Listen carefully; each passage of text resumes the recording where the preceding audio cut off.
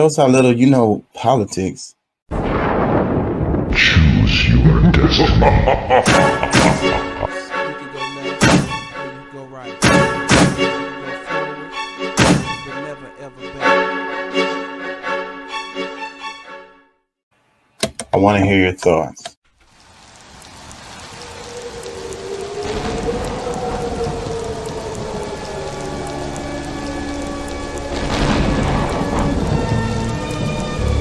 Good evening, my little one. I shall make you psychotic. Mommy, what does psychotic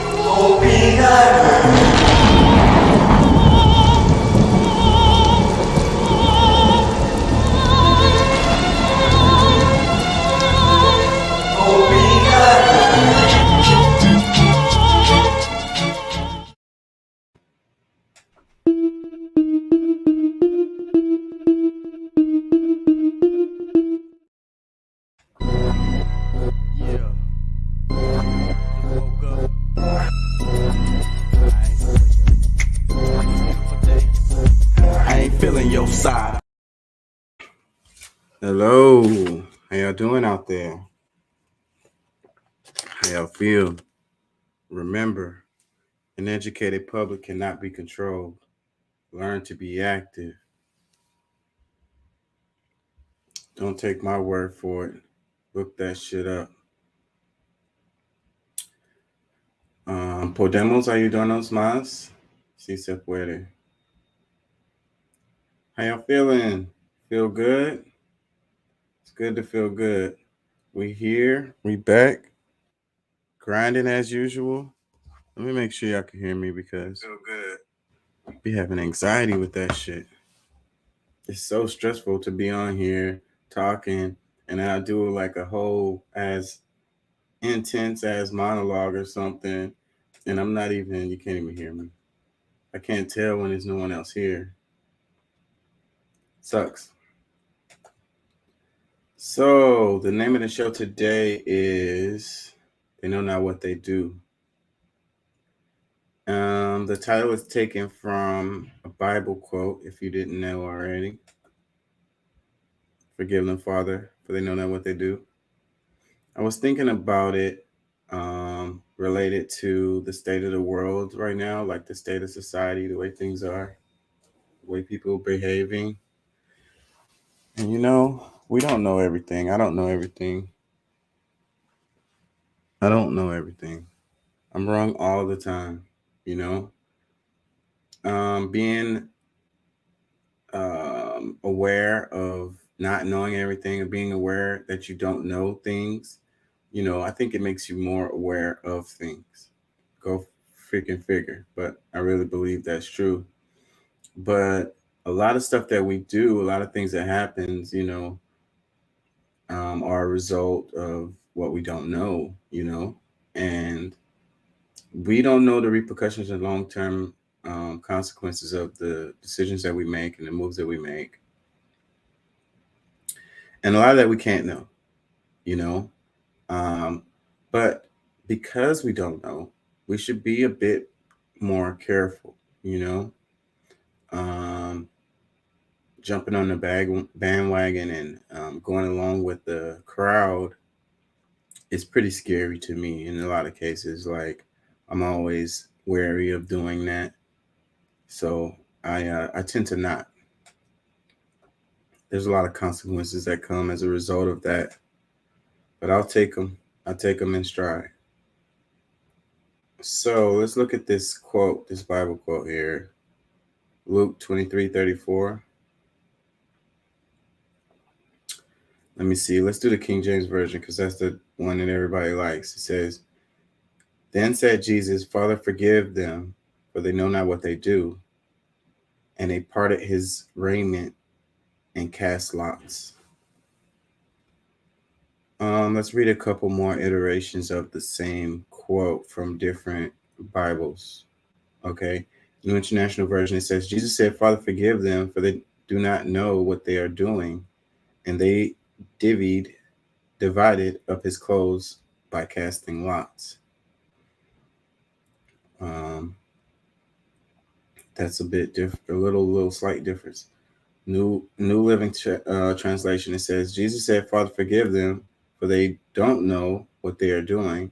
And the soldiers gambled for his clothes by throwing dice. That's a bit of a change right there. It says, "And the soldiers gambled for his clothes by throwing dice." Wow, they was throwing dice way back in the day. English Standard Version says, "And Jesus said, Father, forgive them, for they know not what they do. And they cast lots to divide his garments." So is that what they mean by saying casting lots is the same as throwing dice? When you say casting lots, I don't know what you're talking about. The other ones are pretty much the same. New American Standard Bible, it says, "But Jesus was saying, Father, forgive them, for they know not what they are doing. And they cast lots, dividing his garments among themselves." So the context to it, it says the crucifixion. When they came to the place where the skull, they crucified him there, along with the criminals, one on his right and the other on his left. Then Jesus said, "Father, forgive them. They do not know what they are doing." And they divided up his garments by casting lots. The people stood watching, and the rulers sneered at him, saying, "He saved others. Let him save himself, if he is the Christ of God, the chosen one." I think about how I was talking to someone, and we were talking about like capitalism and profit over people, and how like it with the technologies that we have and capabilities that we have. I feel like we're in Arrested Development. We should be a lot further along than we are, and I feel like the big reason for that is because they want to make money off of whatever inventions you know are introduced. You know, so it's all about me. It's all about me getting something out of this. So screw the people. I'm trying to get paid. So it's that line of thinking that leads us to this Arrested Development. So it said, "He saved others. Let him save himself, if he is Christ of God, the chosen one." So with that phrase, they don't understand that the Christ energy, he wasn't in it for himself. He totally could have lived his life in a totally different way and died in a totally different way if he was living for himself. He was living for the people. He was trying to help the people. And it's a totally lost concept, seems like, for someone to, try to better humanity, for the future, for the children, for the species,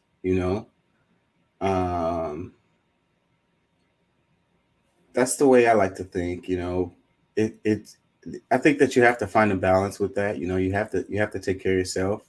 You can't take care of anyone else if you're not taking care of yourself.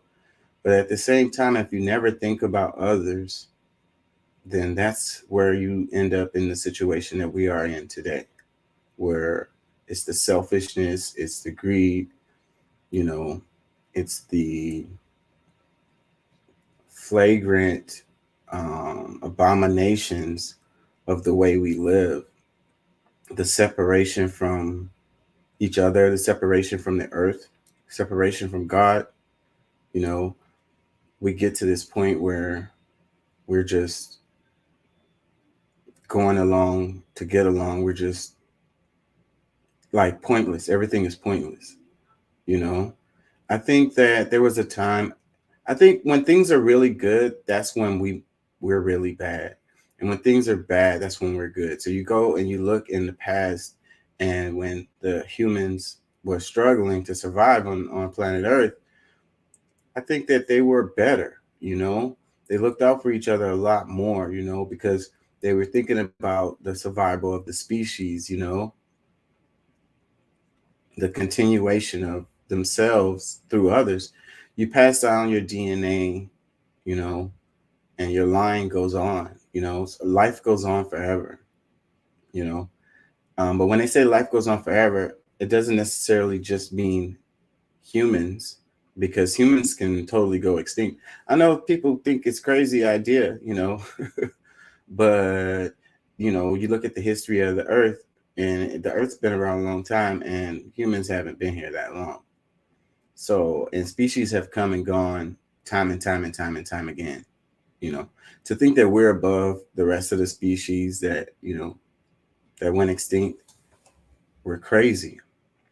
So we need to think about the decisions that we make in life, you know. So, not knowing what they do, they don't know what they do. They get lost, disrespecting God.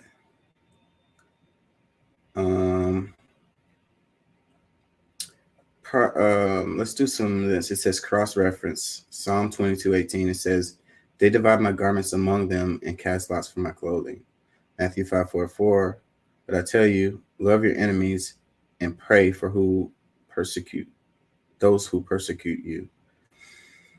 Pray for those who persecute you. How many people think like that today?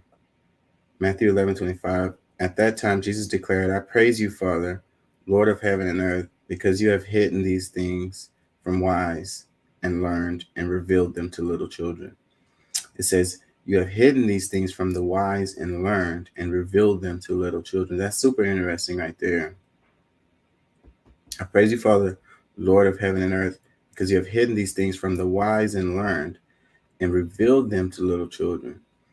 Like, what does that mean? It's like, I think if you look at things in a simpler way and just kind of look at things as they are, kind of take them in the way you feel them, the way you see them, look at truth, like unadulterated truth. I think that's what they mean with that, because you get confused sometimes with more information. You start doubting yourself. Children they don't doubt themselves as much, as we do as adults.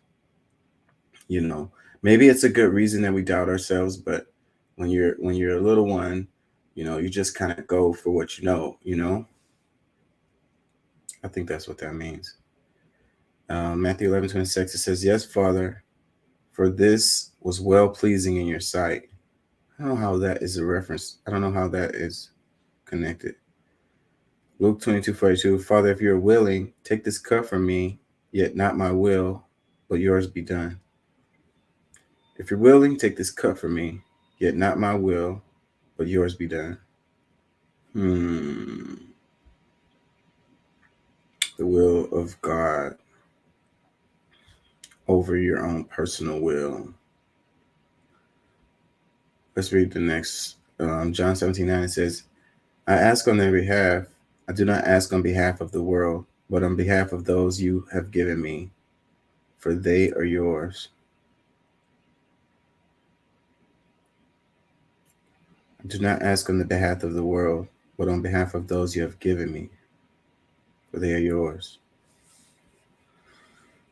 So I guess that's like the majority. I do not ask on behalf of the world. That's the majority of people, but on behalf of those you have given me, which are the few, the righteous, the ones who really believe. I think a lot of people don't really believe, they don't believe.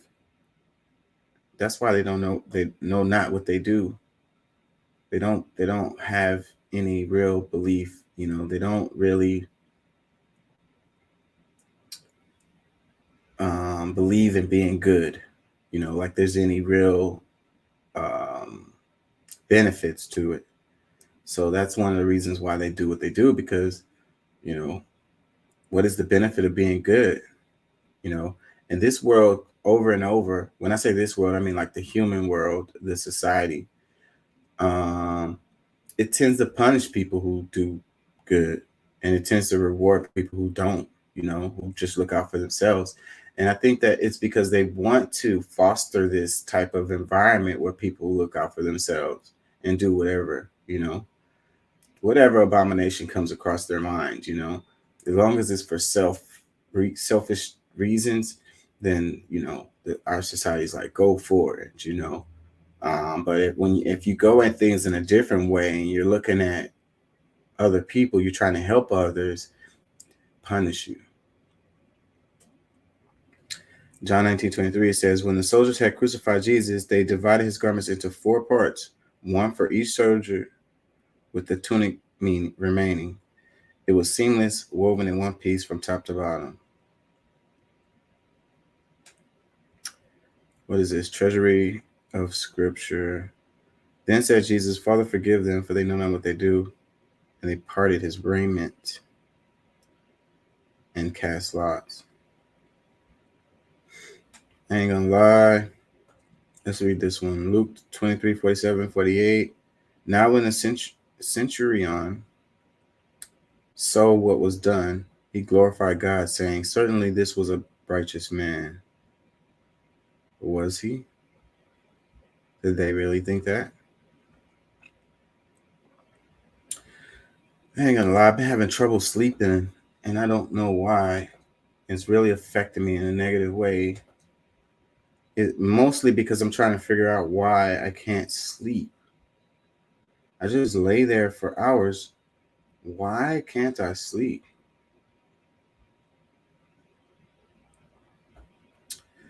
Anyways, they know not what they do.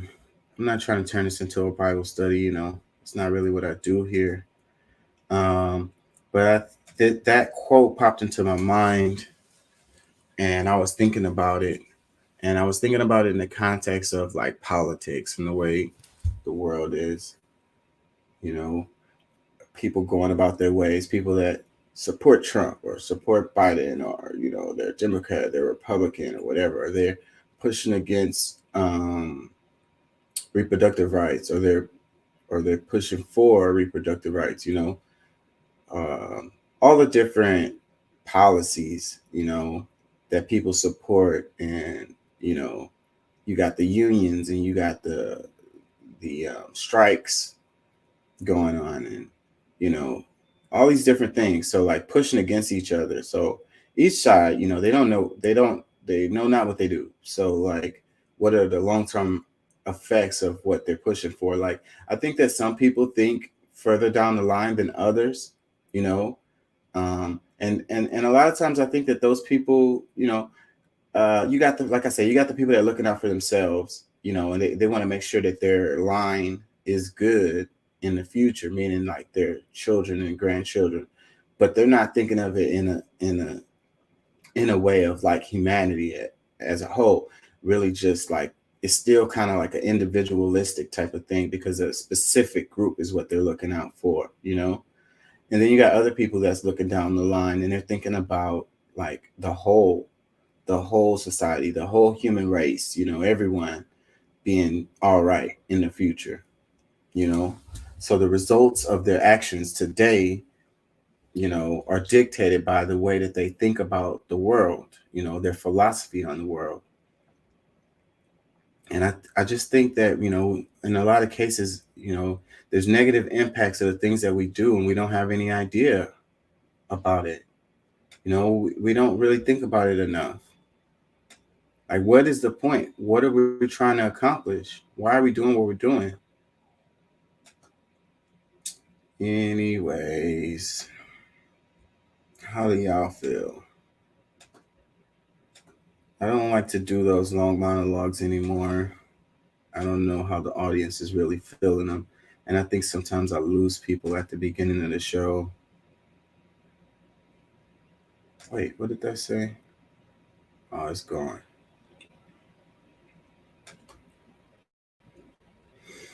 Yeah, so that's why I try to get into things. Try to move on quickly. I saw this story and it caught my eye. I was wondering what the hell. Like, it says doctors reattached decapitated boy's head after 12-year-old was struck by a car while riding his bike in Israel. Dang, what kind of freaking technology they got in Israel to be able to reattach someone's head? Do we have that capability? How bad was it taken up? Is it the wording that makes it seem more dramatic than it really was? It says doctors in Israel have reattached the boy's head after he was hit by a car while riding his bike. 12-year-old Palestinian Soleimani Hassan suffered an internal decapitation. Internal decapitation, what does that mean? Where the base of the skull and the top of the spine become detached. The base of the skull and the top of the spine become detached, but the skin is still intact. What? How the hell? Because your nervous system, like, from what I understood, is like you're done. It's a wrap if there's a disconnect there because of there's no more connection between your brain and the rest. Like to tell your heart to, wow. It says doctors said Soleiman's head was almost completely detached from the base of his neck. He underwent painstaking surgery carried out by an intensive care team that took several hours. How was he still alive? I would love to know more about this particular story. Let me read some comments. It says, you know, them surgeons was mad as F when he thanked God instead of them. Well, I don't know. I mean, I think you got to thank God and the surgeon, but you got to thank God for the surgeon, you know. You got to thank God that you was somehow still alive after this happened. And the surgeons wouldn't have been able to do anything. Like, what the hell? That's a crazy story. It says, I wouldn't even be comfortable around little bro for a while. What kind of sorcery is that? LOL. I ain't gonna lie. That's how I feel. Look at the little kid's face, too. Like, I don't know. I'm not trying to be ugly or anything, but it's just kind of scary. Like, how the hell? Like, Lazarus. God forgive me. I'm not trying to be funny. I'm not trying to belittle this guy's situation, but yeah, I would be a little nervous around the little kid too. Like, are you still the same kid? Like, where the parents at? Can y'all make sure that, you know, can y'all verify this the same kid? Another comment says, hospital bill about to be crazy. That's what's crazy, so crazy about our world. It's like, you know, I could save your life, but I need like 350,000, you know? As soon as you come up with that 350,000, I got you. Or, you know what? I'm gonna go ahead and do this procedure, but then I'm gonna bill you that 350,000, you know. And if you don't pay it, I'm taking your house, your car, everything. Like, you know, you wanted to live, you wanted your life. So hey, I'm sure it was worth the 350. Another comment that says, little cuz look like he missing a screw. Another comment that says, the caption made it sound like his head came smooth off and rolled. Well, it came off the way that they're saying. It was disconnected. Let me read this again. It says, Hassan suffered an internal decapitation where the base of his skull and the top of the spine became detached, but the skin is still intact. So the skin is holding, the only thing holding him, that's done. That's a wrap. Whew.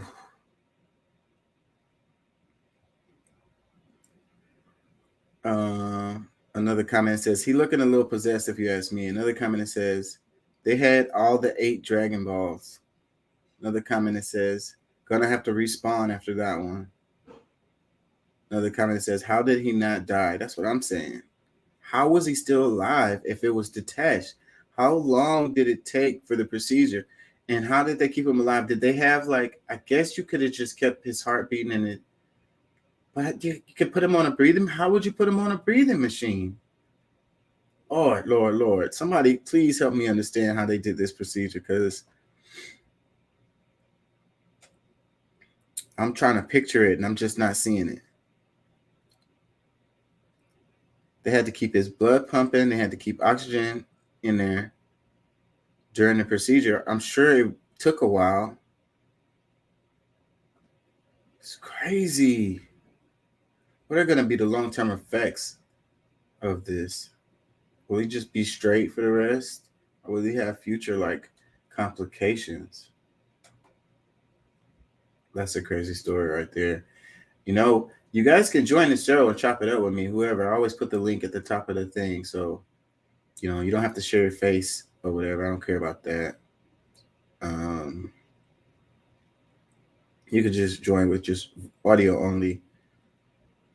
Or somebody need to, or leave a comment Let me know what the hell, if you know anything about this story or some more information about this story. I don't want to take the time to search because I'm the only person here right now and it's going to distract the show. So if you guys leave some messages about any more information you got about this guy, this little kid right here, this was in Israel. And it's interesting because it said it was a Palestinian.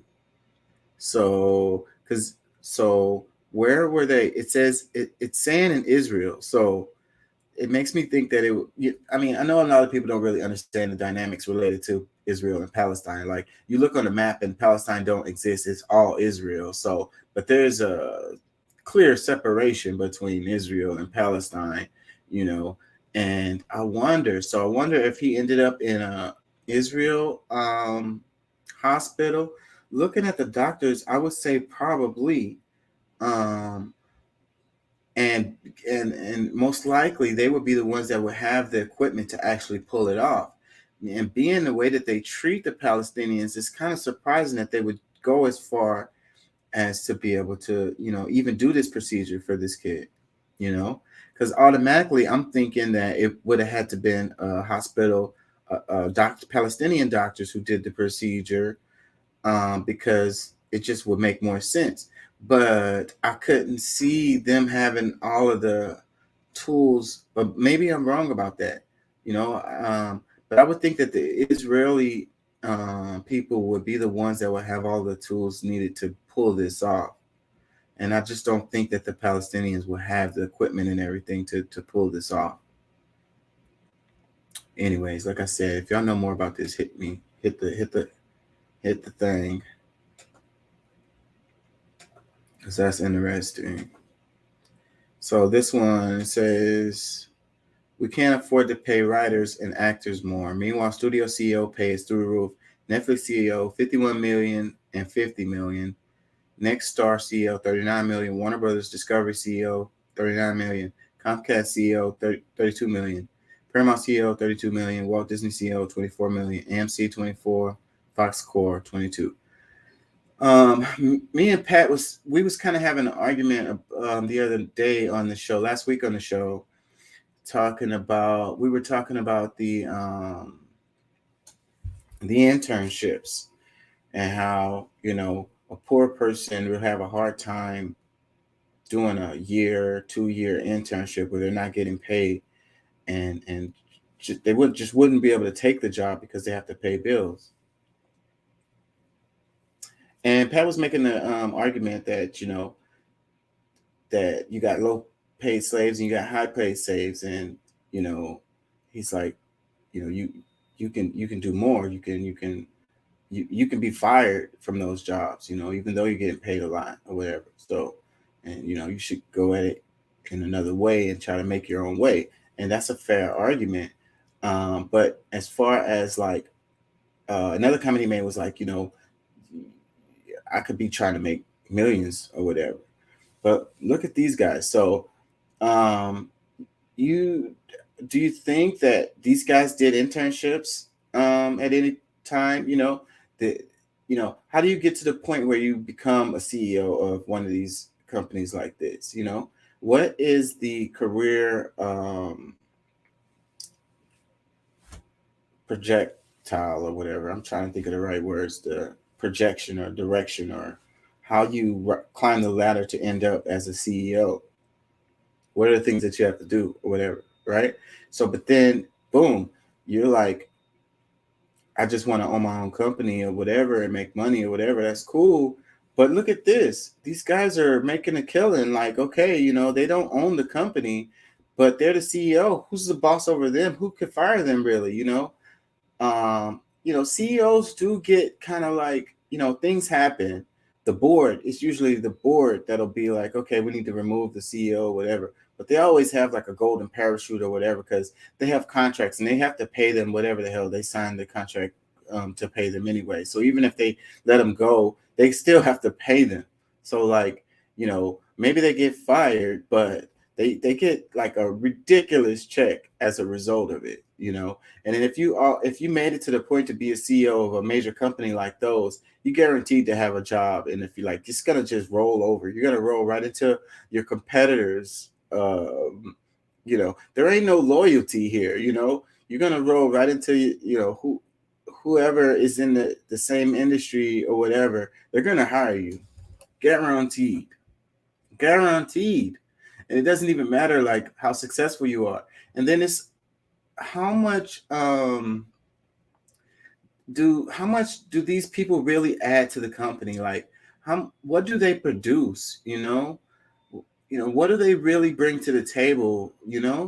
I mean, I'm not trying to take anything away from them. You need leadership, you need guidance, you need someone to write the words on the wall, if you will, the mission statements and all of that, to try to get a streamline or like a vision for the direction of things go. Because you could look at like what happened with Blockbuster.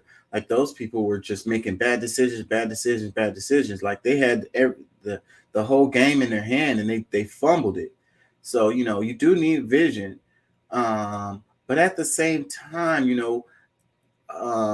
related to the people that work in the company, the way that the CEOs get compensated is, are they bringing that much value to the company versus the guy who works in accounting or whatever? That's what I ask. And read a comment says, if everyone cancels their streaming services and subscriptions, the writers and actors strikes will be resolved quickly.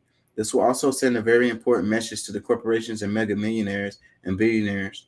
Power to the people. I'm going to talk about this strike thing later. But I love the idea of power to the people. And I love that the actors and the writers are together on this now. It just makes it more powerful. And I love to see this. Another comment that says, remember, no sharing those Netflix passwords. We hate to see you steal from them. No sarcasm at all in there. Back to the previous comment talking about if everyone would just stop their streaming services. It sounds great. I ain't gonna lie, but I just can't see it. The thing is, the way society is set up, the only one of the few outlets these people have is their little shows. That's the only thing they have to look forward to. It's so sad. It's about to bring a tear to my eye thinking about it. But they work all the time. They work, Monday through Friday, or they work 6 days a week or whatever. They need something to like wind down and take their mind off of the freaking grind, the grudge, the paying the bills, the buying food, the grind. They need something to take their mind off of it to relax a bit. I don't condone much TV watching, and I say it all the time. I don't really watch much TV, but I do have some subscriptions. Every now and then I will sit there and watch a TV show or whatever. I was watching TV earlier today after I got off of work because I needed to sleep. I was trying to sleep. Like I said, I didn't sleep last night, and I didn't sleep the night before hardly, like a couple hours for no freaking reason at all. It seemed like I tried to sleep. I literally did. I wasn't partying or doing nothing. I swear to God. I laid down in the bed and sleep did not come. And so when I got off work today, I was like, man, I really need to try to get a couple hours of sleep. And I was trying to think of how could I do it. So I was like, hey, let's put something on TV. It kind of worked. I mean, it calmed me down a bit, and I did fall asleep for a few hours. So anyways, telling these people to let go of their streaming services is like asking them to let go of their oxygen. You know what I mean? Like, it's not going to happen. Like, let go of their water, like, a lot of these people, what are they going to do with their time? I mean, I could say there's a lot of other things that you could do. Be creative. You could read a book. You could make something. You could paint. You could, use clay or whatever. You could go in the garden. You could go fishing. You could go do exercise. There's a long list of other things you can do other than watching television. But, that wind down, that take away from that freaking wound up mental grind, a lot of people are not going to be able to do that. They literally need that stuff. And read another comment. It says they need their 40-room estates and their tickets to space. Okay, we all have needs. And read another one. It says we should all email the CEOs immediately, threaten to cancel our streaming subscriptions, and then do it. Why don't we have a national streaming cancel day in solidarity with the strikes? That's a good idea. But back to what I was saying, I think a lot of people won't be on board. But if enough people are, and it could put enough pressure into it, maybe it could have some impact. Another comment says, time to cut down on the avocado toast, execs. Another comment that says, greed, pure greed. Money is the root of all evil. It's the same in healthcare. Hospital CEOs make millions, while nurses who do the actual care make under 75K, some under 50K. That is so true. And how much time did the doctor spend with you? Like, especially when it's like in the hospitals, like they come in and chop it up with you for like a few minutes and then they're gone. I know they got a lot on their plate, a lot going on. And then when they leave out of the room with you, they're probably going into it with another patient. But at the same time, like, what is the value that they're giving you versus what, they're getting paid is what I'm saying. And the nurse is the one who does all the freaking work, not all the work, but like a huge ass amount of it, and I'm not taking nothing away from doctors. They spent a lot of time in school. They learned their shit. The nurse can't do the stuff that the doctors do. Okay. So they should be getting paid more. That is fair. But why is there such a huge disparity there? Can we equalize this a little bit, And the hospitals make a freaking killing. The hospitals are the ones that's winning. They're winning more than the doctors are. The doctors sometimes are freaking not winning, especially when they're like, if they have a private practice. But that's the reason why they like to work in the hospitals, because if you work in the hospitals, you're getting paid. But if you're a private practice, you're basically a business owner and you may not be making that much money. And the private, like the family doctors, the like primary care physicians, the family doctors, those are the ones that really, like, I'm not going to say they matter more. It's just that they are the ones that know the patients. They are the ones that they're the ones that really have a huge impact. The ones in the hospital are for like trauma, like emergency type situations, and they don't know the patient, and that, that those family doctors are the ones that keep you healthy, that keep you alive.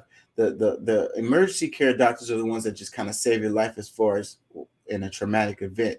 But the long-term care is what keeps you alive, Whatever.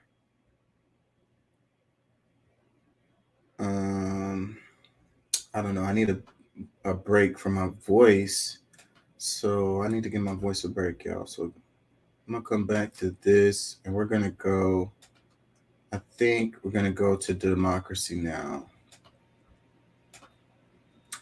And play some of that because I need a voice break.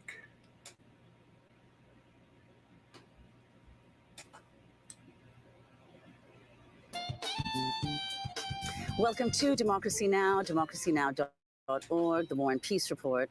I'm Nermeen Sheikh. The United Nations warns 1 out of every 10 people around the planet faced hunger in 2022, an increase of more than 120 million people compared to the year before the pandemic. As many as 783 million people went hungry last year. The UN says Africa remains the worst affected region, with 1 in 5 people facing hunger on the continent.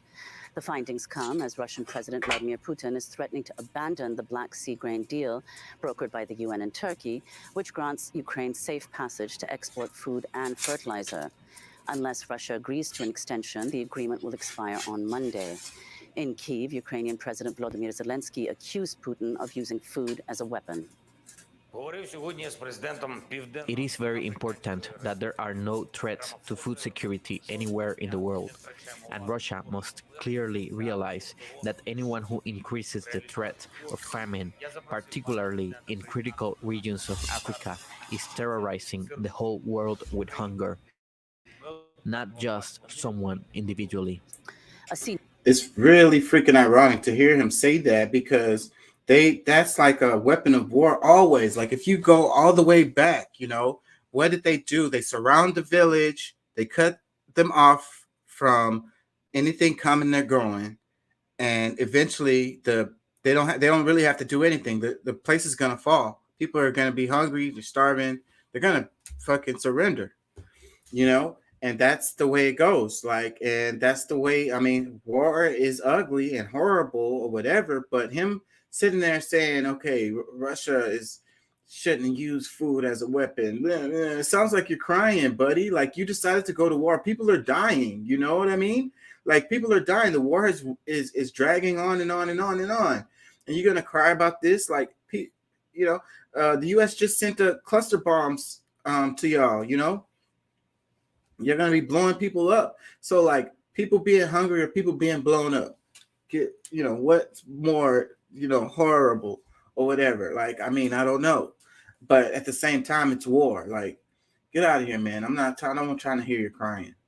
Senior commander of Russian Freaking surrender then. forces in occupied southern Ukraine says he was fired after he accused Russia's defense minister of betraying troops under his command. In an audio recording posted online by a prominent Russian lawmaker, Major General Ivan Popov, who led Russia's occupation in Ukraine's Zaporizhia region, lashed out at Russian Defense Minister Sergei Shoigu and Valery Gerasimov, the commander of Russia's invasion force in Ukraine. Popov blamed the men for mass deaths and injuries of Russian soldiers and blasted them for not supplying troops with enough weapons and ammunition. Our army has not been crushed from the front by the Ukrainian army, but has been attacked from the rear by our commanding officers. They traitorously and villainously beheaded the army in its most tense moment.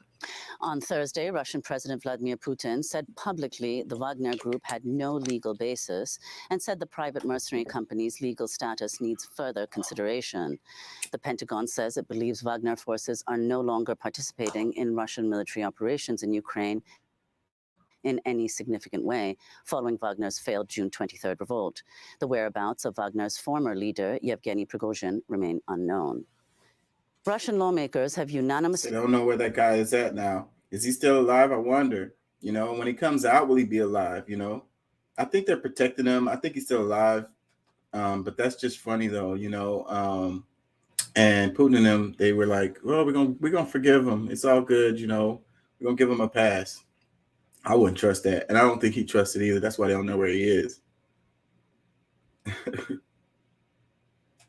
approved a new law banning gender-affirming and other medical care for transgender people. The measure will also annul marriages of trans people and prohibit them from becoming foster or adoptive parents. This is the latest attack on LGBTQIA Russians who face an intensifying crackdown over the last decade under President Vladimir Putin. This is a Russian LGBTQIA rights activist. According to this research, 72% of trans people experience depression or attempted suicide. 72% of Russian trans people. This statistic is huge. And I can predict this law was this will lead to increasing these numbers. This is kind of, see, I don't agree with this, I don't. But here in the United States, we're going in this direction. And it's kind of funny how here in the States, we talk bad about Russia or whatever, the Kremlin, Putin, he's the devil, But we are trying to do this same stuff like over here. Like, this is the direction we're going in as on this topic related to LGBTQ rights or whatever, and there's a huge push to go into this direction right here, and the result is going to be, I saw a story where it was some trans people who got killed like recently. Like, it happens all the time, but it's been happening more and more lately because of all of the politicized situation related to LGBTQ, and all the stories of like pedophilia related to LGBTQ and all of this, really sensationalizing the whole thing. And it's really crazy because it's such a small percentage. I saw this thing where it was talking about, what was it? To Catch a Predator. What was it? That show where they, Chris Handsome. I call him Chris Handsome. Anyways, on that show, and it was like, it was a post, and it was like, yeah, on that show, we didn't see them hanging outside of any LGBTQ people's homes, but we saw them outside the home of doctors, lawyers, police officers, freaking congressmen, literally all walks of society, but the LGBTQ community was not represented on that show. So, but in the news, like the way things are now, it's like the LGBTQ are the ones that's attacking the children or whatever. But where is the evidence of that? And and just looking at the percentage of LGBTQ to the majority of people, it seems like that wouldn't be a focus, because it really just doesn't make sense. The numbers don't add up. The stuff with Epstein, the Black Book never coming out, and all of that. All those people who flew on the airplane with Epstein and went to his island and stuff, were these a bunch of LGBTQ people? Like, come on, you guys! Like, we need to face reality related to this. But yeah, so Russia freaking. Let me take it back a little bit, because I don't know if y'all heard it because I was talking, but Russia passed a new law, and it's more harsh. They're being harder on LGBTQ. Let me take it back. Have unanimously approved a new law banning gender affirming and other medical care for transgender people. So that means, I don't know how much as far as the freaking, because I don't like I'm all over the place when it comes to this topic, but I don't like the freaking surgeries. I don't like the surgeries. I see the scars that the women have when they like remove their breasts or whatever. Like, I don't like it. I don't like those surgeries, but I don't like the plastic surgeries. I don't like the BBLs for the straight people either. So, it's a mixed bag with this.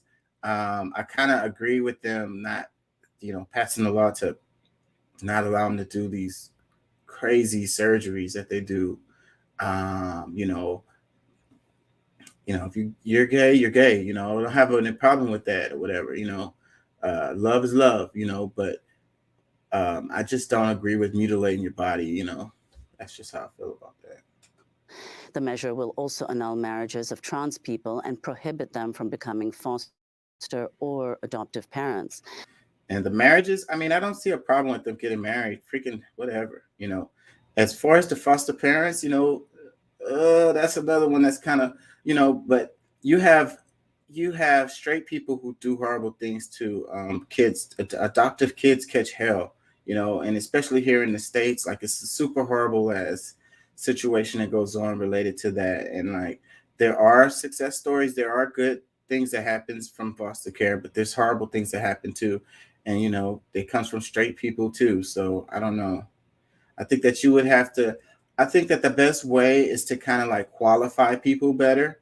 I know that they do go through a qualifying process, but I don't know how well they do with that, and then how do you do that? How do you do a better job? Because people are really good at being fake, and they come across as like genuine, and they're not.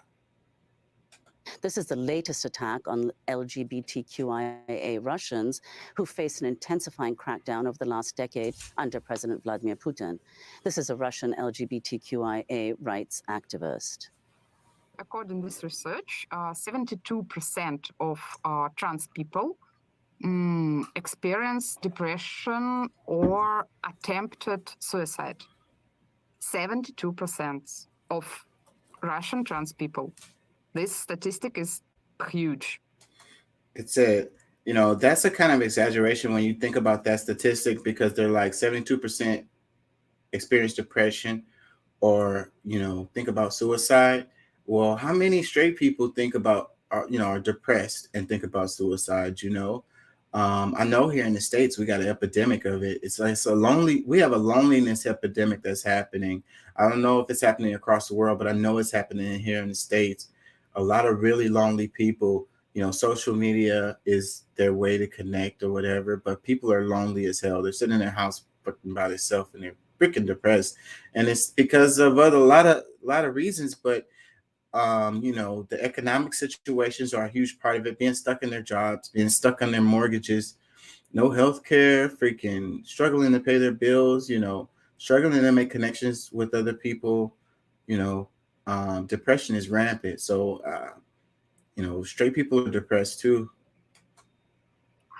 And I can predict this law was this will lead to increasing these numbers.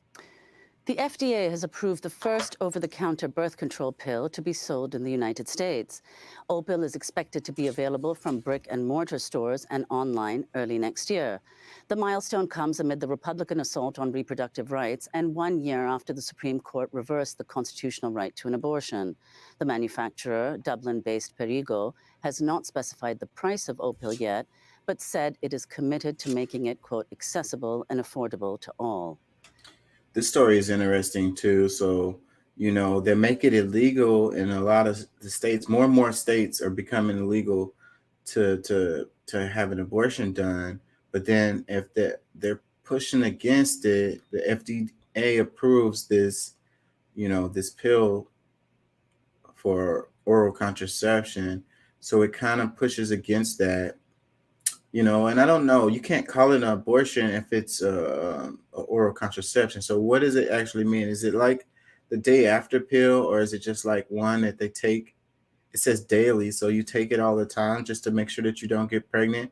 So would you consider that an abortion? So then that would be the gray area right there. So to allow it, to go. And then this will become this kind of thing is going to become really, really popular, I think, because if across the states, you can't get an abortion, then people are going to be doing other things to keep from getting pregnant.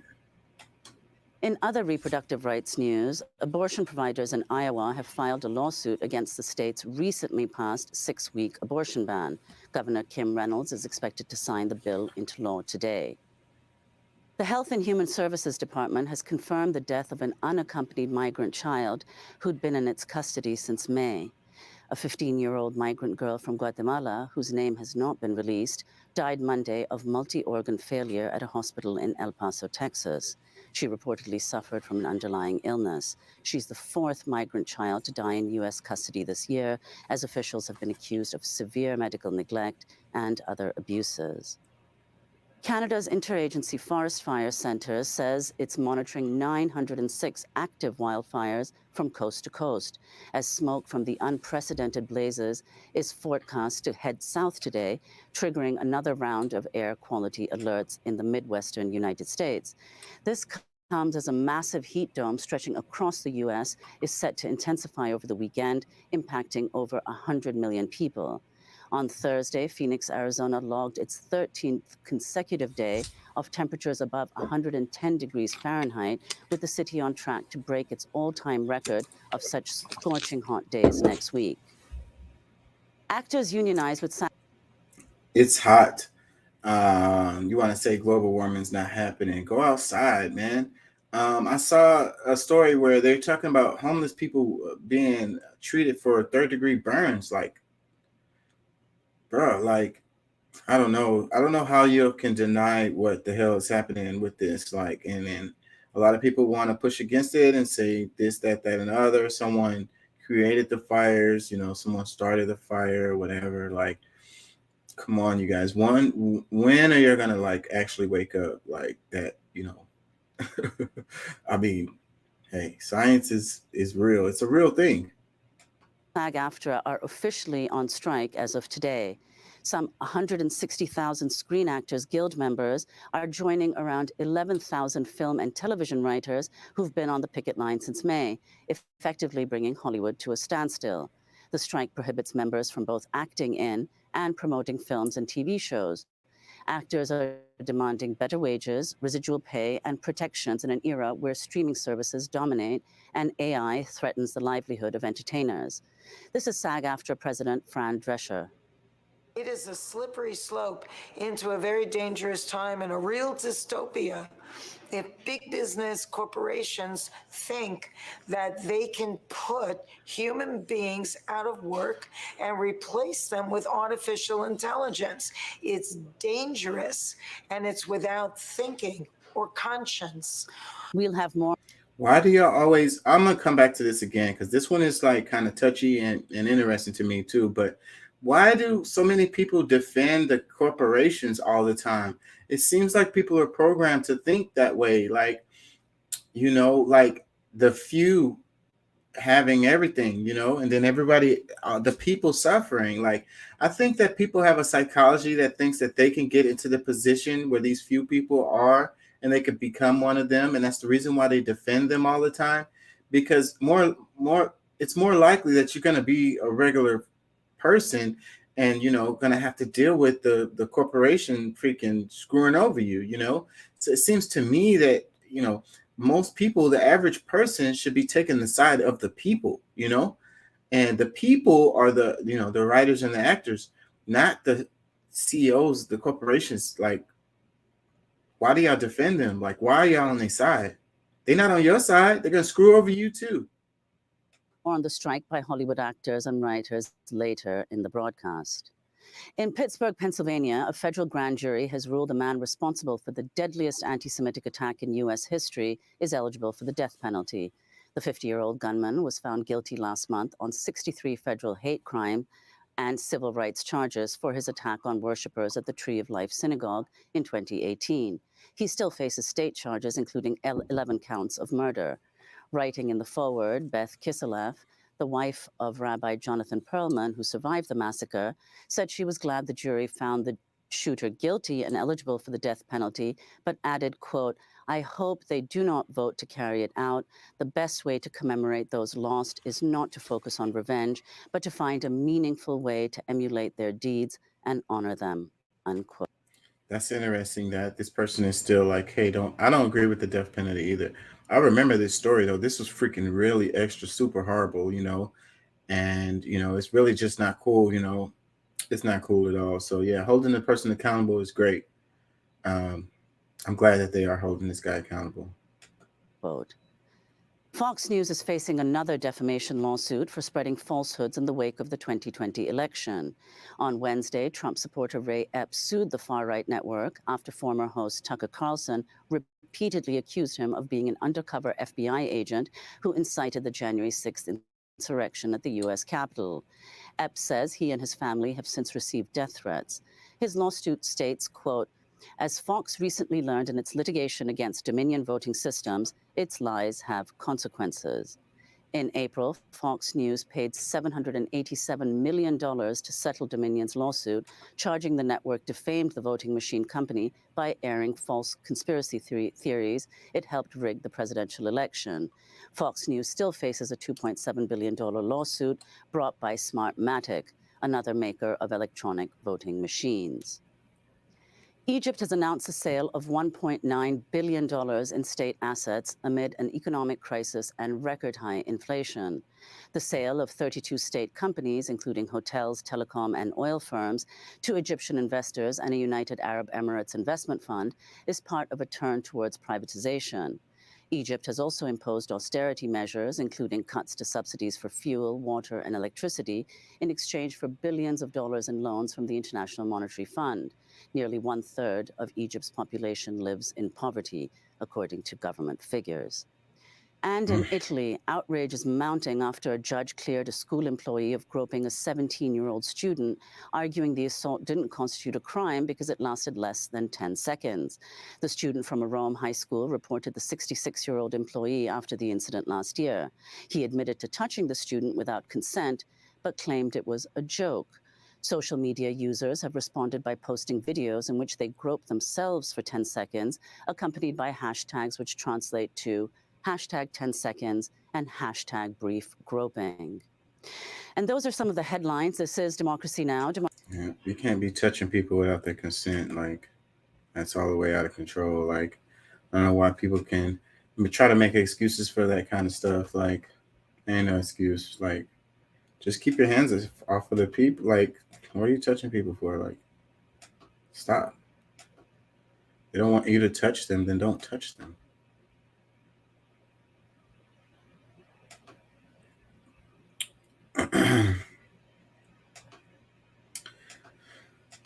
Let's look at this one. It says Republicans look to give themselves a pay raise after securing benefit cuts for the poor. This is outrageous, said one critic. Democrats should raise hell over this. Now, this is really kind of like the way this is written, talking about Republicans look to give themselves a pay raise after securing benefit cuts for the poor. So Republicans look to give themselves a pay raise. How could the Republicans give themselves a pay raise without giving the Democrats a pay raise? It doesn't work like that. You know, it's Congress. It's like legislation, the legislative branch, or you know what I'm trying to say. Freaking, you can't separate it. The Democrats don't, Republicans don't get a raise without giving the Democrats a raise. Basically, it doesn't work that way. So this phrasing is misleading off top.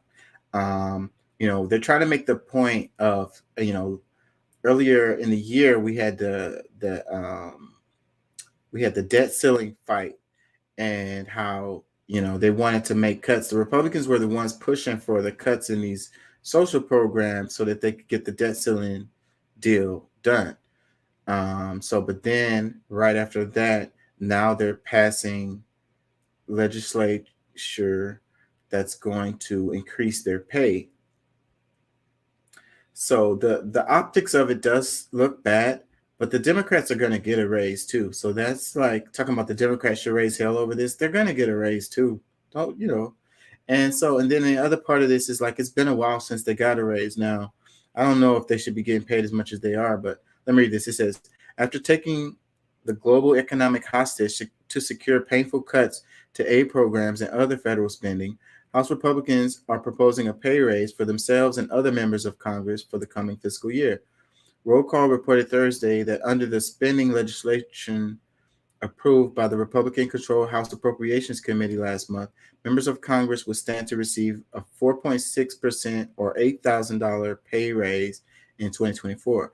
Most members of Congress currently make an annual salary of $174,000, putting them in the top 10% of U.S. earners. Lawmakers last received a cost of living increase in 2009, the outlet noted, but House Republicans left out the traditional language blocking a cost of living increase for members from this year's legislative branch bill. House Legislative Branch Appropriations Chairman Mark Amodei, R. Nevada, told Roll Call that it is not exactly greedy to pursue a pay raise for lawmakers after more than a decade of no cost of living increase, but he acknowledges the optics are horrible. The policy supports, hey, once every 12 years you can have a cost of living increase, Amodei said, but the politics is, how that will go. Colin Seeberger, Senior Communications Advisor at the Center for American Progress Action, urged congressional Democrats to raise hell over this. This is outrageous, Seeberger wrote on Twitter. House Republicans are moving to give themselves a raise while taking an axe to education, health, and other essential programs that help grow the economy by growing the middle class. One Democrat, Representative Angie Craig, D. Minnesota, slammed House Republicans for trying to give themselves a raise while working families struggle to make ends meet. That's not what our constituents want, and certainly not what members of Congress need, Craig added. So this is more theater, I would say, overall, because that the Democrats are going to be okay with getting a raise, like, the hell out of here. Like, I mean, maybe a couple of them will be like, no, whatever. So, but if you don't want, then donate the money then, you know what I'm saying? Give it to someone, after your pay, each check, just take the money out and send it to some people or whatever, but they're not going to do that. So again, this is theater. It's just something to talk about, something to look like it's, something to fight about. Like, the Democrats always want to appear like they're doing something. Like this is not doing anything. Like, this is not a thing. Like, it's not a thing. Now, pushing against them making cuts to the social programs is a fair thing. But then saying, hey, the Republicans are giving themselves a raise. Like, I don't see how that's a fair thing to say. I get, the Republicans have the majority in that appropriations committee. But, again, if they're not just making a raise for themselves, all of them are going to get that raise. So this is one of those things that they like to word in a weird way just to get people all up in arms and like talking about nothing. Big nothing burger right there. Maybe you should talk about how much they're getting paid, the $174,000. Like, do they need that much really? But on the other hand, as far as like inflation, The prices of everything is going up, you know. So like everybody should get a raise. So then the other side of that, then okay, if y'all give yourself a raise, why y'all can't raise the minimum wage? That hasn't been raised since what? They said they got a raise in 2009. What they say 12 years ago? It's been more than 12 years, I want to say, since the minimum wage been raised.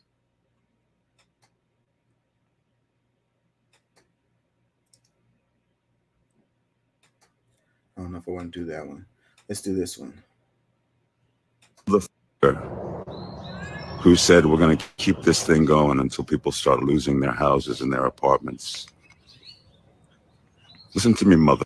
There's a lot of ways to lose your house. Some of it is financial, some of it is karma, and some of it is just figuring out who the said that. And we know who said that, and where he lives. There's a lot of ways to lose your house. You wish that on people. You wish that families starve while you're making $27 million a year for creating nothing. Be careful, mother. Be really careful. Because that's the kind of that stirs up. Peace out.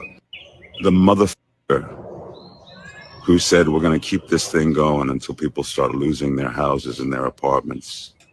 Man, those are heavy words. I ain't gonna lie. Like, let me read this. It says, Ron Perlman is not mincing his words. Earlier this week, an anonymous studio exec, anonymous. It wasn't anonymous because I saw a post that showed who it was, but whatever. Earlier this week, an anonymous studio exec told Deadline that the AMPTP strategy was to allow things to drag on until union members start losing their houses. Hellboy and Son of Anarchy actor Ron Palmer's response, there's a lot of ways to lose your house. One of them is figuring out who the F said that and where the F he lives. Sounds like a threat. I don't know, you know, but people getting angry. You can't sit around and say stuff like that while you're sitting on your freaking high horse, living life in your private jets and, you know, loving life, you know. These people out here fucking grinding and shit. Like, you know, there is a part of me who, you know, a lot of the actors are freaking rich as hell. Like, there's a part of me that's like, okay, well, what about the regular folks? Because I don't look at the actors as regular folks, you know. But that is a way that a regular folk could go about making money, though. So, you know, it does affect regular folks if you look at it that way, you know, because a lot of those people were regular folks until they was able to break into the industry and be able to, you know, make a living for themselves. Those people who are like the CEOs of these companies, these are not regular folks, you know. They were going to be good regardless. Like, you know, a lot of nepotism goes on, you know. But making comments like that is so crass, you know, and so heartless to be like, yeah. It's so heartless to say, you know, we're just going to drag this thing out till they start losing their homes because they're going to have to come back to work and they're going to have to take whatever the hell we give them. Like, you're just going to take whatever the hell we give you and that's it. Shut the hell up and take that shit. You know, that part right there kind of makes me a little angry. You know what I mean? Like, and that's what a lot of us live under. We live under this like system where we feel like we always talk about democracy and we talk about voting or whatever. But what I like to focus on is that, you know, your job is the one who has the most power over your life, not the freaking president. Like, where you work at is how you pay your freaking bills, and that's not democratic. Your job is not democratic at all. You know, they dictate. It's a dictatorship. You know what I mean? And that's just what it is. And then when they tell you, you know, do what the hell we tell you to do or starve, you know, and then we have all of these homeless people, you know, on the streets as a message to the rest of us. This is what you're going to be going through if you don't do what the hell we say. That part, me, you know, yeah, that part gets me a little heated. I think that's the whole reason why we have homeless people. It's just to remind the rest of us, you could be out here suffering like this. So keep your head down, go to work, take whatever the hell scrapes that we give you and keep on scraping by and be thankful you got that. Be thankful we gave you that. We don't put no value on your labor. we could find somebody else and replace you over freaking night. We don't care. Let me read some comments. It says, I think people don't realize that the majority of Hollywood writers and actors aren't Tom Cruise and don't make millions of dollars. Most of the 160K actors and most of the writers are working class level people. So that's a very good comment right there, because to help people understand, because people just like see the major actors and they know that they're rich or whatever, but you have a lot of actors who are not rich. You know what I'm saying? You have a lot of writers who are not rich. You know, they're just regular folks. Let me read another one. It says, this is what happens when people get so wealthy that they don't have to worry about accountability. See, that's what we need to do. We need to figure out a way to hold these people accountable. Like but we foster this environment because we feel like we can be them people. Like it's like, you know, when someone dodges the law in some kind of way, and then people make the excuse, they say you could do the same thing too. I mean, like, wait, hold on. So then what kind of system are you upholding? You're upholding a system where people are equally held accountable for the law, or are you you valuing a system where certain people cannot have to follow the law, you know, and others have to follow the law? So, you know, depending on what your paycheck is, depending on where you came out of your mom's womb, depending on who your parents were, it determines whether or not you have to follow the law, depending on what job you have. I would call that lawless. Let me read another one. It says, that's the exact thing our school district superintendent said when teachers were about to strike. Ooh. This is across the board. That's the reason why this particular story is touching me, and I'm going to keep coming back to it.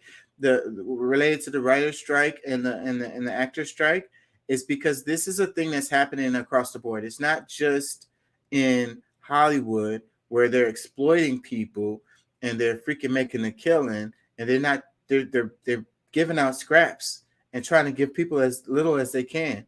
It's across the board, across industries. Same thing is happening.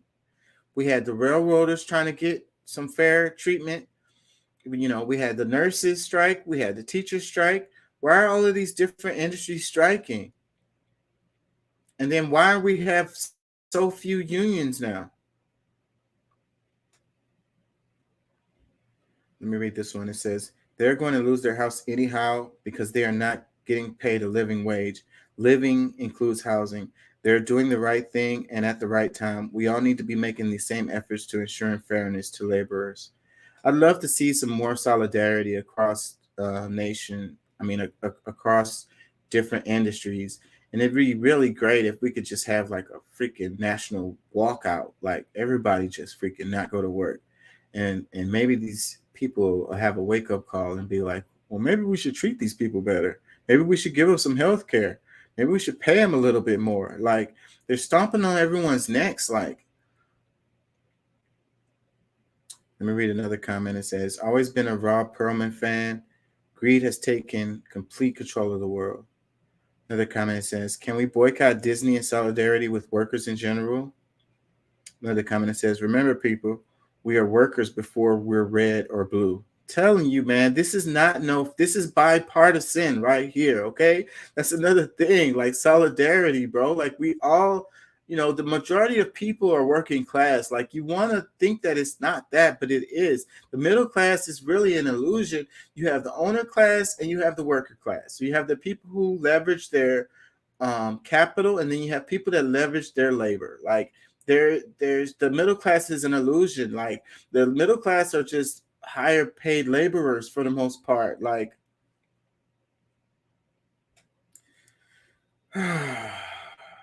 we're all on the same team, bro. Like they're gonna keep us separated, talking about R and blue, you know what I'm saying? Republicans, Democrats, conservatives, liberals, or whatever, until we wake up and realize that we all facing the same shit. Stop it.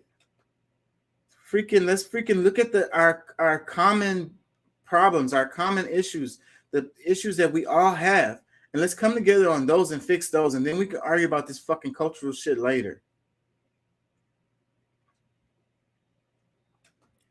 Let me read this one. It says, hopefully this strike sparks a movement where more people organize and unionize throughout all industries. This isn't just about Hollywood. Other suits in other industries are watching and waiting. Billionaires and millionaires don't care about workers. It's time people put aside the tribalism and identity politics to come together and disrupt this disgusting trend towards corporate greed and labor use. OMG. I'm going to have to copy these last two comments. They're way too good. Give me a second.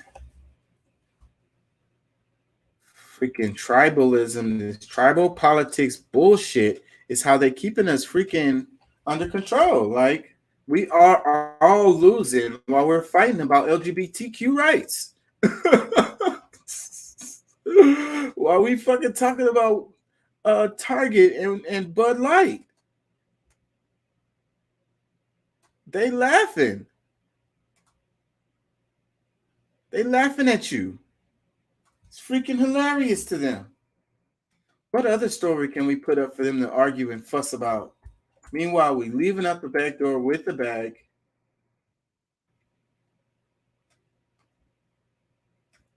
And they starving, stressing, worrying about their freaking bills for next month. And read another comment says, these damn execs and their multi-millions not giving a damn about families like mine. Maybe it's time to get gangster. Another comment says, someone pissed off Hellboy Biker without thinking it through properly. That's pretty funny.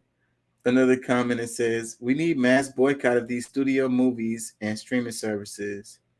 Another comment says, yeah, I wish more people would be like this against all the CEOs and board members, and greed makes everyone work for the bare minimum. The fact that basic healthcare is defined as a benefit is a joke, yet we just allow it to happen. Stop falling for the trap they set of creating hot topics meant to divide us and keep the poor fighting the poor. The real enemy lies on the top of the floof of the building, that tower over us, and the ones they place in the politics to write the laws to keep us down where they want us. Yeah, I think this story is important, just for the fact that of the solidarity that's happening. Man, I really want this whole clip. Let me see if I can find, because I think I'm following Katie Porter. I'm a fan of her. She be giving it to them all the time. Let me see if I can find the whole clip, because that clip is only a piece of it. She was giving them the business. Let's see. Okay, hold on. Does it have her clip in here? Come on. It's not in here? Seriously? Why would she not post that? Where did I see it then? Where did I see it? Hold on, y'all. I really kind of want to find this. Katie Porter was up there. She made them play a game. She called it Jeopardod.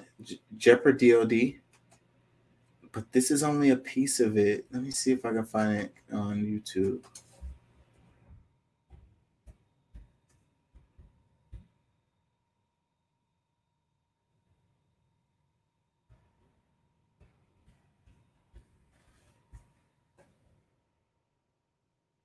Okay, 4 minutes. I think this is the one. I think this is the whole thing. Yeah, this is the whole one.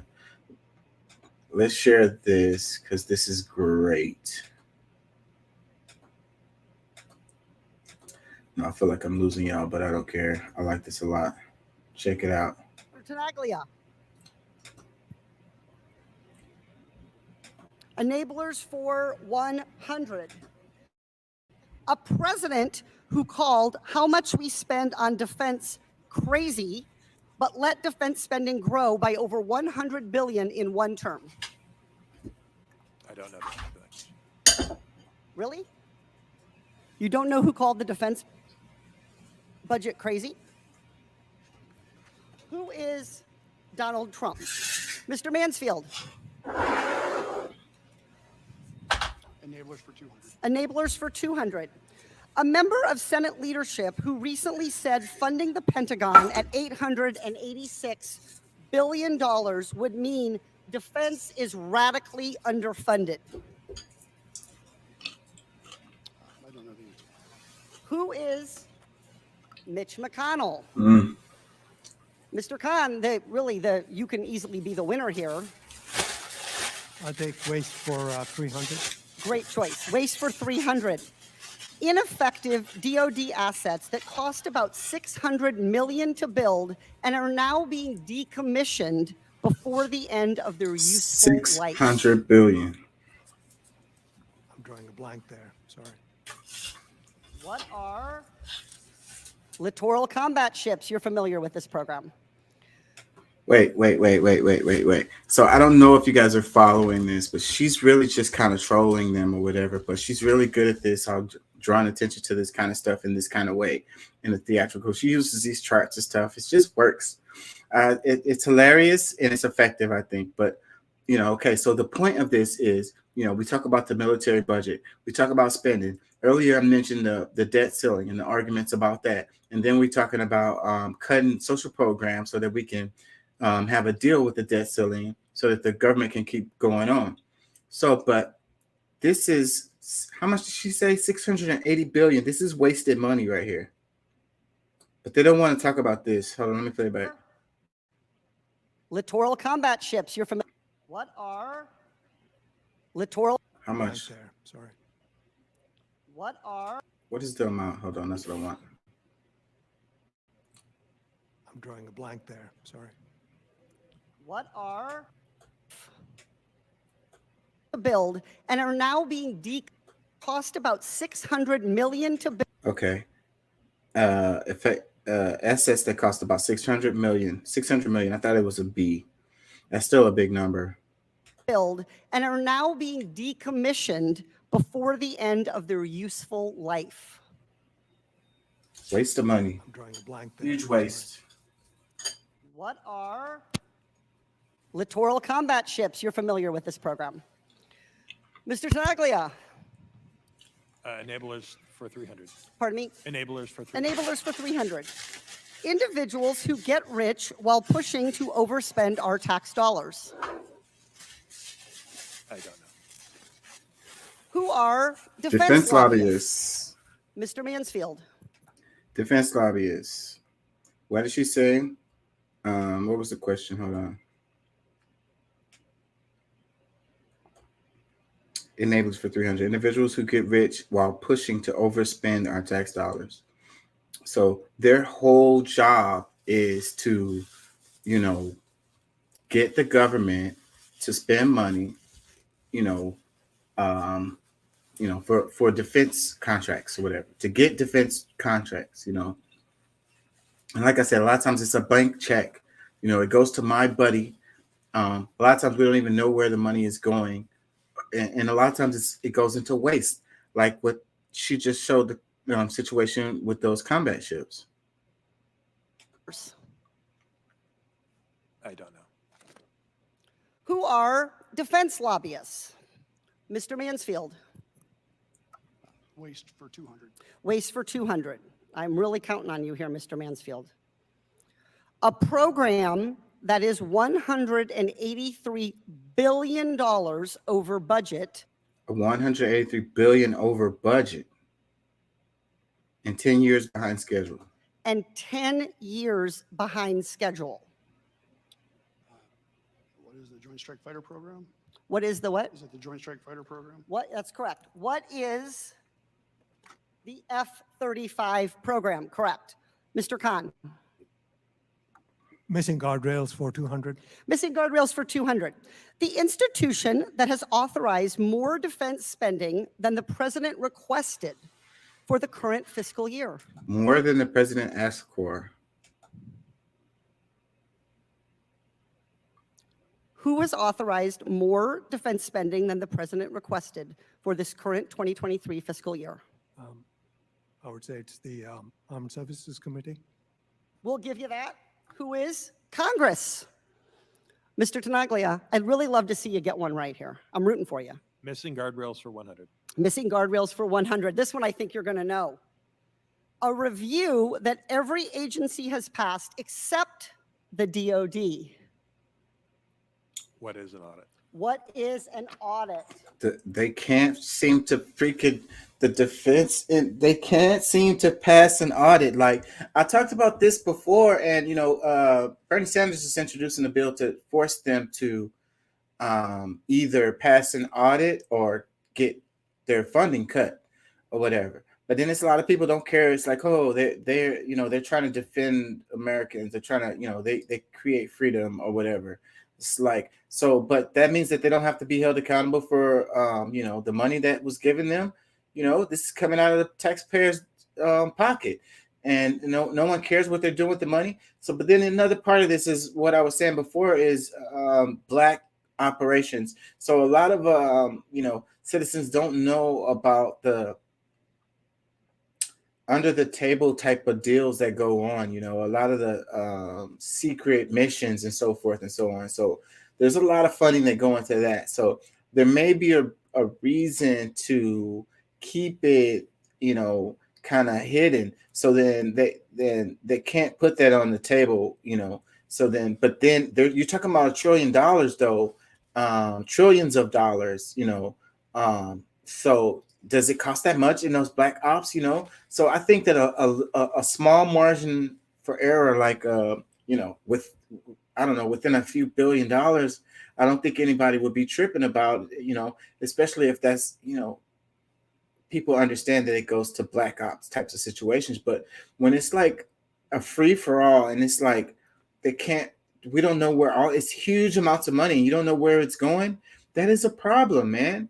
And how can you fix your face to talk about cutting Social Security or Medicare or SNAP benefits? These are drops in the bucket compared to this trillions of dollars over here for the defense budget, which has can't pass an audit. Don't know where the money is going. Correct. Mr. Mansfield. I'll go with missing guardrails for 300.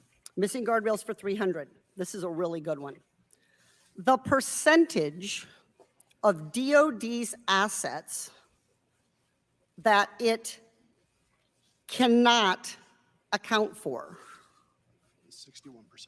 61%. What is 61%? Huh? What is 61%? What is 61%? So I read the question wrong. The percentage of DOD assets that it can account for is 39%. You're right. Cannot account for 61%. Can account for 39. All right, Mr. Khan.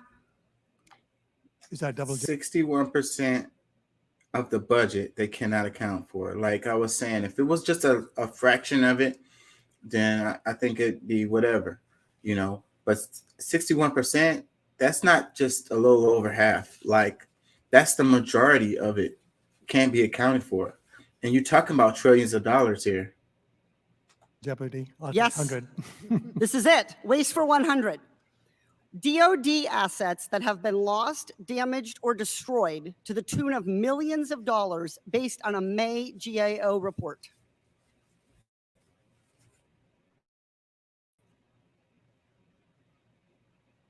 What are spare aircraft parts? We're out of time for Jeopardy DOD, and the winner here today should be the American people. Because no matter who uncovers the most waste, the important thing is that we provide long overdue oversight to the taxpayers. Yeah, so that's the point. I mean, it's freaking free money to them. Like it's a blank check, and they do not care. So, but meanwhile, we're suffering. But we have to pay into the system. So there goes the how's it called? Taxation without representation. We don't get to have no say in how this money is being spent. And meanwhile, we're just suffering. Like, well, then I don't blame the people who want to opt out of paying the taxes, They don't see any benefit in it. So, but then we should focus on the benefit part instead of the opting out of paying the taxes. But we don't have any power, so what? We don't have no choice but to try to dodge the taxes as much as we can. Oh, man, where you guys at? Because I need a freaking voice break again. Do I have something? Let me see.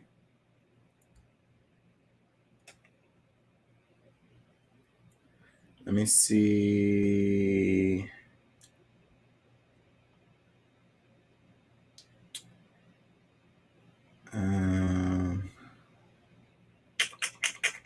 I don't see anything in here that I really want to do.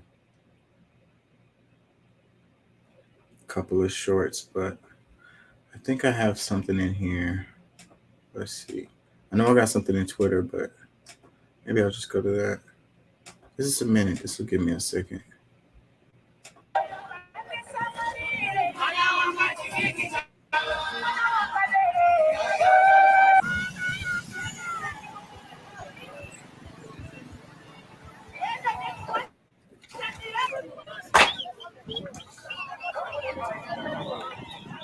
In Malawi, we have always believed as our culture that marriage is between man and a woman. And as the church, we stand on the teachings of our Lord Jesus Christ. We stand on the teachings of the Word of God.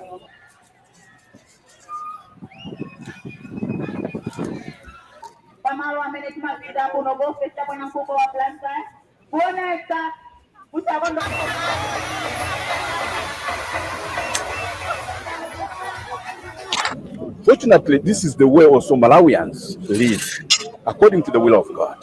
Then we hear certain teachings, some forces coming from outside Malawi to change this way of thinking. Then we are saying no.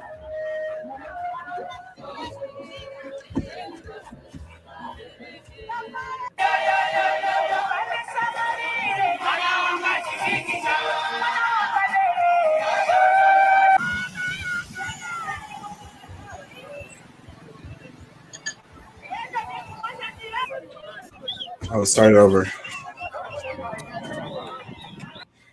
It says the Malawi city of Blantyre saw thousands of protesters take to its streets on Thursday, rallying against same-sex marriage and calling on the government to introduce stricter punishments for those practicing homosexuality. The protest, organized by the local Catholic Church, was supported by various religious groups who blame outside influence for what they see as corruption of their culture. The sacrament of marriage is currently under attack from cultural imperialists, under attack from people that want us to change our belief system, to change our cultural values to deviant culture values, said Reverend Zach Kawala while attending the protest. We wanted to reach out to those people to say, look, don't even try it in this country. We wanted, again, to send a message to the authorities, people who are responsible for legalizing and enacting laws in this country, to say, be careful, said Sheikh Danala Chabalika, the Muslim Association of Malawi spokesperson. So they're saying all that gay marriage stuff, we're not going to allow that over here in Malawi. And so they're doing a counter protest type of deal. I saw this somewhere else. Maybe this is where I saw it. I'm not sure, but it's interesting. I think that the countries have their choice to have things the way they want them to be in their country. So that's what I'll say about that.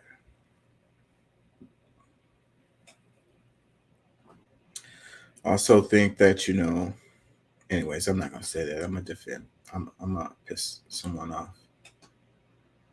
Where y'all at, man? How y'all feel? Somebody need to jump in here. Give my voice a break. Some of the things that were yelled at my 6th grader this year at West Wilson Middle School. You're going to hell. My parents say I can't talk to you because you're gay. I bet if I kissed you, you'd like it. You don't deserve to live. My parents say you're a pervert, and if I beat you up, they wouldn't care. You should kill yourself. Die. My 13-year-old. These books aren't dangerous. Your rhetoric is dangerous. Your proposed policies are dangerous. We are not asking you all to understand our kids. We are begging you. If you will not support our queer kids, leave them alone. Shame on you. Do better, all of you.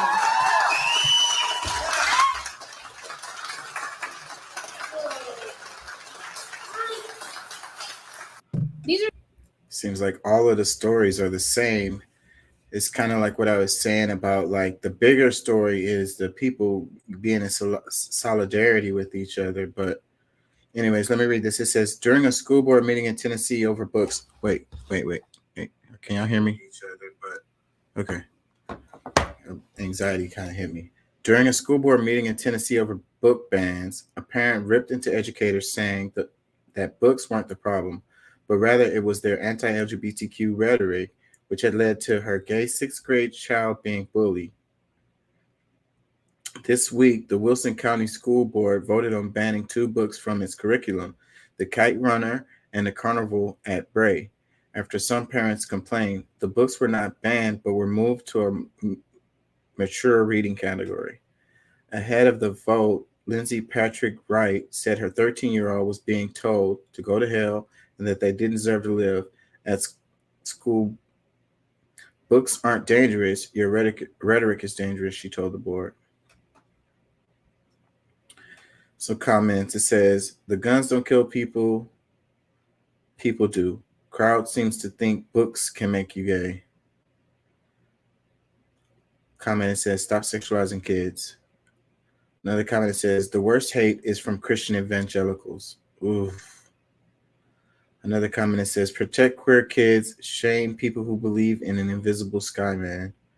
Another comment that says, I love that people are saying that society is changing. Why is a 13-year-old gay? Maybe it's always been this way, but society wasn't open to the idea of gay people yet. Perhaps because of more open values being held in society and by the new generation of parents, that kids feel okay to express opinions and feelings that would otherwise get them bullied and abused. I think that's a fair assessment right there. You know, they're saying society has changed, but maybe it hasn't. It was just a thing that was underground. And, you know, people were in the closet, you know, for a long time. They would grow up and be in the closet, even get married, and, you know, with a straight marriage, being gay the whole time, you know, being afraid to let their parents know how they really feel or whatever, for fear of, you know, retribution, you know, not being loved, being kicked out. It's a lot of homeless gay kids, a lot of them. It's very, very common. And that sucks. It really sucks. It's really fucking sad. How can you abandon your child that way? You know, like I say, they grow up, they're in the closet, you know, they're afraid that their parents not going to support them. They're not going to love them. They're not going to care for them. So they, you know, they keep it hidden how they really feel, you know. So that could be it. You know, it's not that society is changing. It's just that people are more aware. Another comment, it says, I see all the homophobes were early to the comments. God isn't real, FYI. Stop forcing children to be trans. Another comment says, conservatives are so interested in genitalia. Another comment says, what the F is wrong with all these people who can't understand that a 6th grader is gay? They really believe being gay is a trend and that the child deserves to be bullied just for being himself. I think there is an influence, a certain trend, you know, related to this too. It's kind of cool to be gay, you know. I think that some of these people are pretending like they're not even gay or whatever. Like they're just kind of like doing it just because, like, you know, it's really hard, especially once you go to high school. Like it's really tough to be accepted or whatever. They call you ugly, they call you fat, they call you weird, they call you a nerd or whatever. But you can find solidarity in certain group, like the misfits group, if you will, or whatever. And portraying to be gay can get you in there and kind of make you cool, if you will. You know, so I think there is a certain amount of pressure in that direction. Not like I'm going against what I just said earlier. I'm just saying it's more complicated. There's nuances in this. Let me read this. It says, the selective hearing that a lot of people are doing in the comments is almost hilarious. Y'all are bending over backwards to protect your ignorance regarding children, gay, pan, bi, trans, straight, etc. No kid should be spoken to that way by anyone. Also, banning books will do nothing in this internet Amazon age. So yeah, the saying that, he said no kid should be spoken to that way. That's how I feel. Like, come on, like, so you feel like you're justified to tell a kid to kill himself, or another kid to tell the other kid go kill himself or whatever. Like that's justified. Like, regardless of how you feel, maybe you don't agree with it. Maybe you don't agree with the gay. Maybe you feel like the parents are pushing this on them. Whatever, however you feel about it, you're gonna justify being like that, like allowing the kid to be like that towards the other kids, like, talking to them in that way. You're okay with that?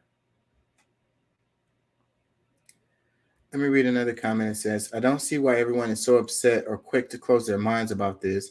All she said was, if you're not going to support queer kids, to leave them alone. What's wrong about that? What's so wrong about leaving some people alone and minding your business? Another comment, it says, and that's weird. I be saying this all the time. Like, the conservatives, if you're being conservative, if you're being true to being conservative, that means taking care of yourself, taking care of your business, like, you know what I mean? Taking care of your family, not spending a lot of money, like that kind of thing. As far as telling somebody else what to do, that's outside of conservatism. I don't see how telling the kid to go kill themselves is conservatism. Like, help me understand. Maybe I don't get it. Let me read another comment. It says, they don't care. It isn't about saving the children. They don't care about children. Clearly, it's about control and Christo-fascist ideology permeating public institutions. Let the kids be kids. Keep books about sex and sex change out of schools. Another comment, it says, religious dogma is getting in the way of our humanity and compassion. I'm going to move on from this because I think that I know what y'all want to hear, because I got some clips here. Tucker Carlson clip, and what's his name? Do I have it? Where is it? What's his name? Made some comments. I know y'all interested in that dude. Can't think of his name right now. Is it in here? Let me see if it's in here before I move on to Twitter. AOC talking about psychedelics. Oh yeah, this is the one I'm looking for right here. Andrew Tate wants to know why Adam 22 will let his wife do a scene with another man. Oh, where's the freaking sound? Oh, that shit pisses me off. It only does this when I'm on the show. Whatever. Y'all want to hate on AOC? Wait, this is the other place I saw this. Hold on, let's see it. Is this one gonna play? I think support for the war in Ukraine, support for Ukraine's side in the war against Russia, support for a war against Russia in the West is kind of the bottom line issue for the people who run the U.S. government and for the American media. Why? I mean, I guess you could argue about it, but there isn't an argument about it in the United States. There's a position, and anyone who doesn't hold it is attacked and punished. Why? Why is that so important? Well, the first thing I think we should all do is I think we should all give Putin credit for curing COVID, right? Because when his invasion happened, COVID went away. So I thought about that. Think about it. It's almost to the day. So we have to give him some credit at least for doing that. Like, maybe the bad guy of the world, but at least he cured COVID for everybody nearly instantly. Fair. Thank you, President Putin. Yeah, I, up until this point, never really commented too heavily on politics. Yes. But I understand very well, I like to believe what's happening with Ukraine and Russia. And what I will say to the people who are watching this at home is that if you are naive enough to believe that there are good guys and bad guys in wars, and it's as simple as good and bad, and that the bad guys are crazy and the good guys want freedom, then you need to do a little bit more investigation into what's really happening. And when you look at the vested interest of any country or any person. Can I just ask you to pause and just comment? That's the truest thing, what you just said. That is and anyone who doesn't understand that should shut the fuck up. And I mean it. Having seen war, anyone who's telling you that it's Churchill versus Hitler is an idiot. Why do you think support for the war in Ukraine, support for Ukraine That's a good against Russia, support for a That's a good. They didn't get to the bottom of it. This clip is too short, but that was a really good comment that he made, though. You know, I mean, war is a racket. You know, it's death on both sides. Like, it's bad guys on both sides. You know, there's good guys on both sides too. It's way more complicated than like good versus evil or bad. You know, good versus bad or whatever the hell. Let me read the caption. It says, only brainwashed morons didn't see how COVID disappeared when the war in Ukraine started, but it wasn't because of Putin. A regional war with Russia, according to the Satanists' plan, was supported to prove their world hegemony and military dominance before starting a war with China. Things didn't go according to the Satanists' plan, but the Great War is still in the plans. That's the only way the Satanists know how to solve all their problems. I don't know about calling them Satanists because I don't know if that's really true, but the gist of this has some credence, I would say. Yeah, so I mean, it is interesting the original comment about the COVID kind of going away. You know, they always give you something to focus on at the beginning when they were saying, like, you know, it's unilateral support of the war in Ukraine. Like, that is programming, you know. You're not allowed to say, you know, I don't support Ukraine or whatever over here in the States. You're a bad guy or whatever if you say something like that, which I think is crazy.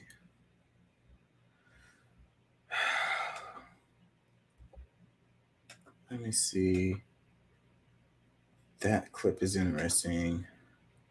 Let's play that. States airline industry. All these airlines lose mad money.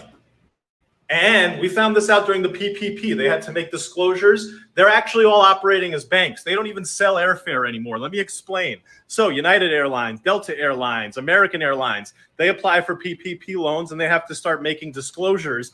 Government regulators look at it and go, man, your company can't ever pay these PPP loans back. You guys lose money every day on every flight, and you've been losing money for decades. What the hell is going on here? The airline said, nah, don't worry about it. We actually make a lot of money because we print money. We're banks. The airlines, the only way American Airlines makes money is when you use an American Airlines branded credit card and get mileage points. How? Let me explain to you. This is how broken the economy is. Rather than actually operate an airline and give good customer service and make money doing that, they have no incentive to do that. And our government doesn't give a crap. You know what they do? They print mileage points. They sell them to banks. Banks collect a transaction fee on a credit card transaction. So you spend money, the bank gets 2, 3, 4%. They kick back 1% to the airline. American Airlines is like worth -$6 billion. Fact. American Airlines is worth -$6 billion. Their mileage points program, which is basically a bank, it's worth $20 billion. How's your air travel looking? I got another one for you. The United States airline industry. All these airlines lose mad money. And we found this out during the PPP. And I heard this before, how, you know, these airlines don't really make money. And y'all remember how much money they gave them? They gave them we're not talking about the PPP loans. They just straight up gave them money. Whenever it's like a disaster, they give them money. Like, it's so crazy to me how you can run a business that doesn't really make money, and then the government comes and bails you out with taxpayer money. Like, The average person, opens a business and freaking goes out of business. You know what I mean? The government's not freaking going to come and bail you out. So why the hell do they do it for these?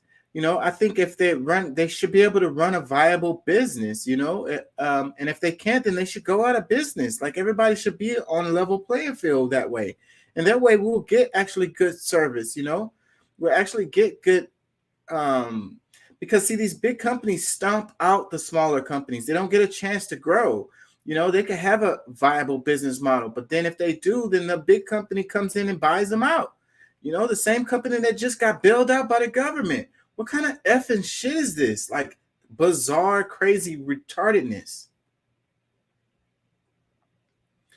His caption, he says, I would really love to hear some puppy explain to me how I'm wrong about this.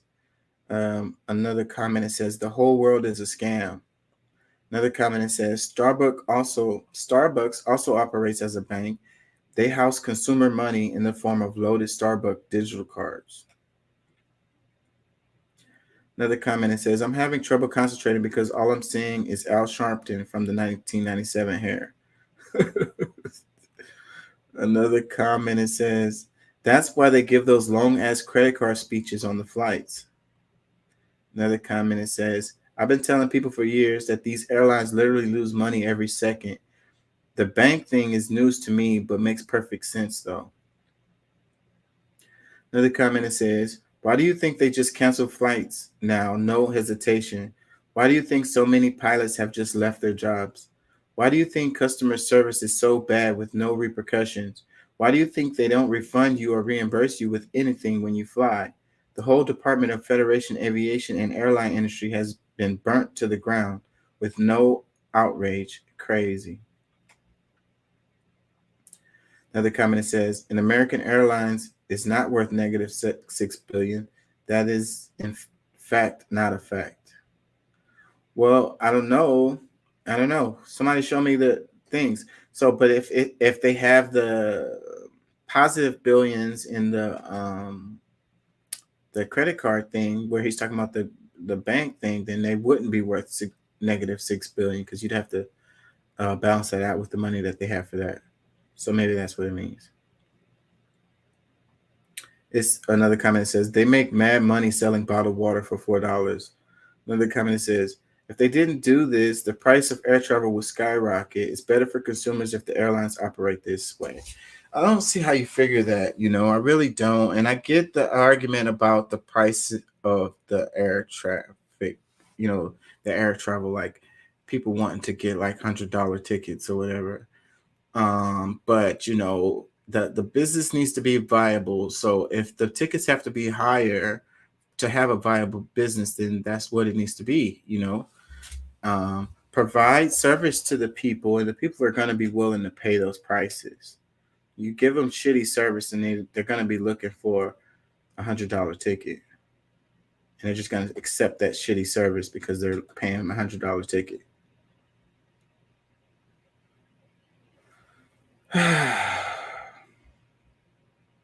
Getting tired. This one right here, it says, FDA says soda sweetener aspartame is safe, disagreeing with the World Health Organization finding on possible cancer leak. So we've been knowing for the longest that this stuff is not cool. But then the FDA is saying it's, they were saying specifically like under certain levels that it's okay. I don't know. If it's something that causes cancer, then I don't want any of it.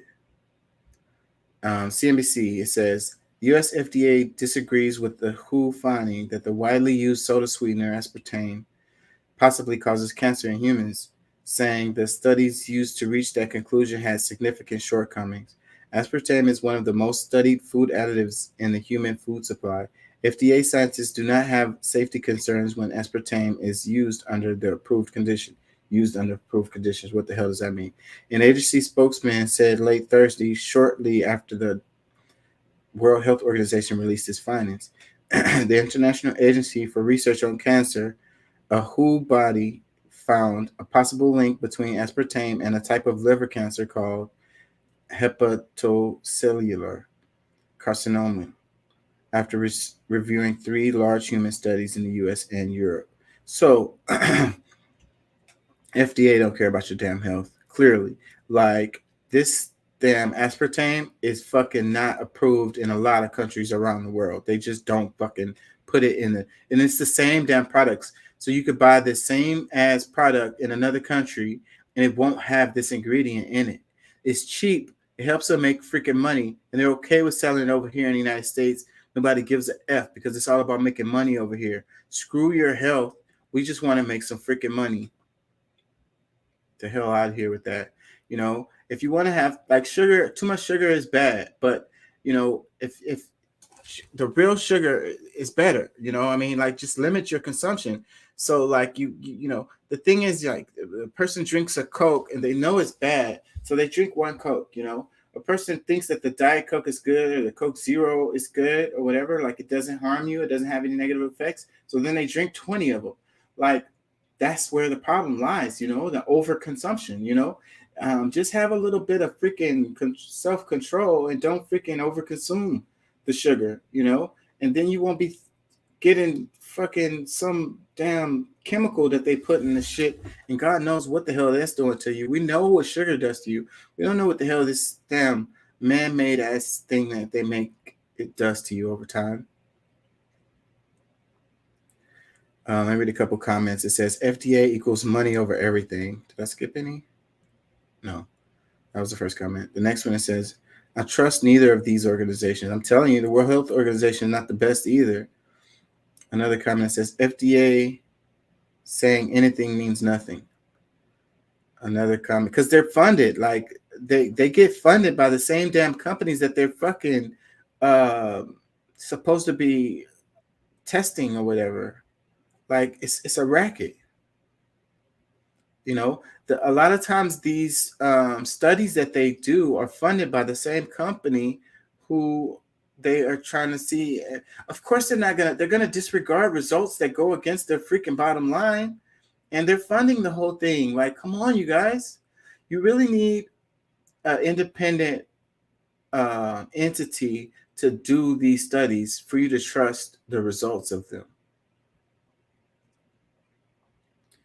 Another comment says, there's literally people that have worked for Coca-Cola currently working for the FDA. See, boom.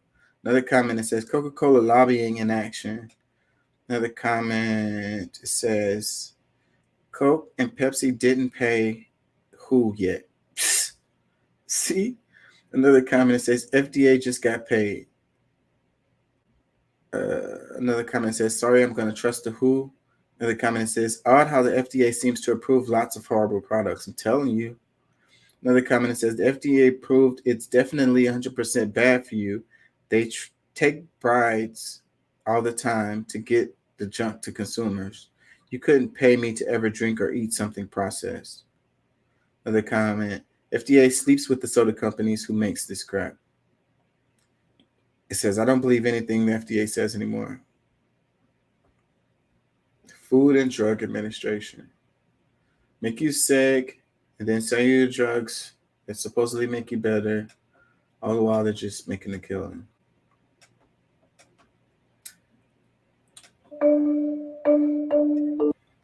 It says AFC is pushing to expand research into psychedelics. Psychedelics have shown so much promise. Initial trials of psilocybin show it being equally or more effective in treating depression with a much lower risk of overdose or addiction. We desperately need more resources to treat PTSD, traumatic brain injury, and depression. At least 1 in 2 PTSD patients cannot tolerate or do not respond adequately to existing treatments. The federal government has had barriers to funding or participating, supporting in any way the study of any Schedule I drug. And that has prevented the US federal government from being able to obtain critical data around this drug. So, you know, in terms of our goal for this, is that if we are able to engage in clinical study, we can use that information to make further decisions about whether this is something that we can develop further, whether something we can expand upon further. But right now, our hands are tied in terms of getting the science that we need to make those decisions. And it's because of, you know, them making those drugs Schedule 1 drugs, like they did this a long ass time ago. They haven't updated that shit in forever. And if a drug is a Schedule 1 drug, then they can't do the research to be able to show, the benefits of using it, So that's the problem. They have to change their schedule to be able to do the research on this stuff properly. They know a lot of this stuff already. The problem is that this stuff is really cheap to produce. So they don't want it out there as a viable medical treatment because it's so cheap to produce. They can't figure out a way to make a bunch of money off of it. So then there goes the problem, because people can make a lot of this stuff at home. They can grow it, and then how are they going to make money off of it? That is the problem. So they don't care about your health. All they care about is how they're going to make money off of it. So it says AOC pushing for psychedelic research as treatment for PTSD. Representative AOC is renewing her push for a bill that will allow greater clinical research into shrooms and other psychedelics as a form of treatment for U.S. veterans and other individuals experiencing PTSD and similar ailments. Psychedelics have shown so much promise, AOC told reporters on Thursday. Right now, the federal government has had barriers to funding or supporting in any way the study of any Schedule 1 drug. And that has prevented the U.S. federal government from being able to obtain critical data around the drugs. In a show of bipartisan support for the bill, AOC was joined at the presser by Republican Representative Dan Crenshaw of Texas, a military vet himself. So Dan Crenshaw was on board with this. Wow. They should have put a picture up of Dan Crenshaw next to AOC supporting the same thing. I think that would have a lot of impact. Yeah, it's crazy how we have all this side or that side. The Republicans, a lot of people say everything the AOC says is stupid. So would you agree with what she's saying in this? Are you going to say what she's saying right now is dumb? Will you still say it's dumb if you know that Dan Crenshaw from Texas is on board with it?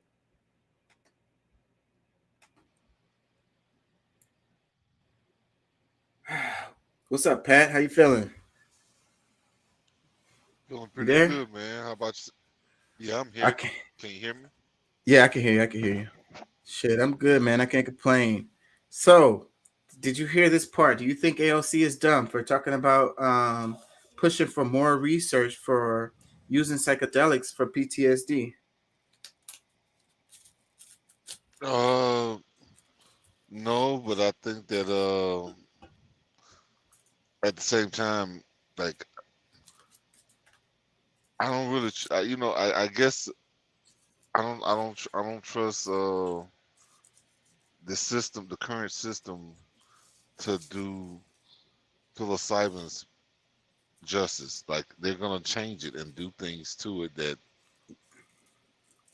it doesn't need. You know what I'm saying? I think the natural That's part fair. of That's fair. I mean, weed ain't even the same no more. You're breaking up a little bit. Yeah, I agree with you. Freaking, they're gonna find some way to freaking mess it up. They're gonna synthesize it some kind of way because they want to be able to make money. So they're gonna have to have a patent or whatever on a specific way the compound is done with certain ingredients or whatever. And I could totally see them fucking it up. But if people know that a certain thing coming from mushrooms or whatever can help with a certain ailments or whatever, like I say, they can grow these damn mushrooms at home. If they know the dosages, then they could do it all on their own. You know what I mean? And they won't even need to go through whatever government approved drug would be. You know what I'm saying? So I think it's still going in the right direction, because once they admit that this stuff works for certain things, then the people, will get on board. And I think a lot of people have been knowing for Well, a long time, anyways. well, honestly, bro, I mean, if we really get down to the nuts and bolts of it, like I think people need to realize that modern medicine is just not it. Like they have cured nothing, and pretty much anything at a natural form, because like, you know, I'm just at the belief that, God made it right the first time. So when, they're trying to do everything that they can to be able to make money, they're, altering it just enough so that they can say it's theirs.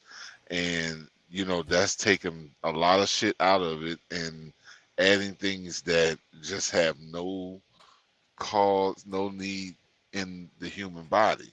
So like we end up losing in the long run.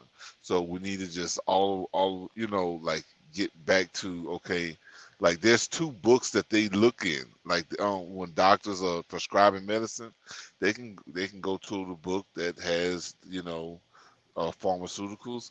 They also have a book that they can go to for natural medicines, but because they make more money selling the made up drugs, that's why they make all the freaking money that they do, and we're sick the way that we are.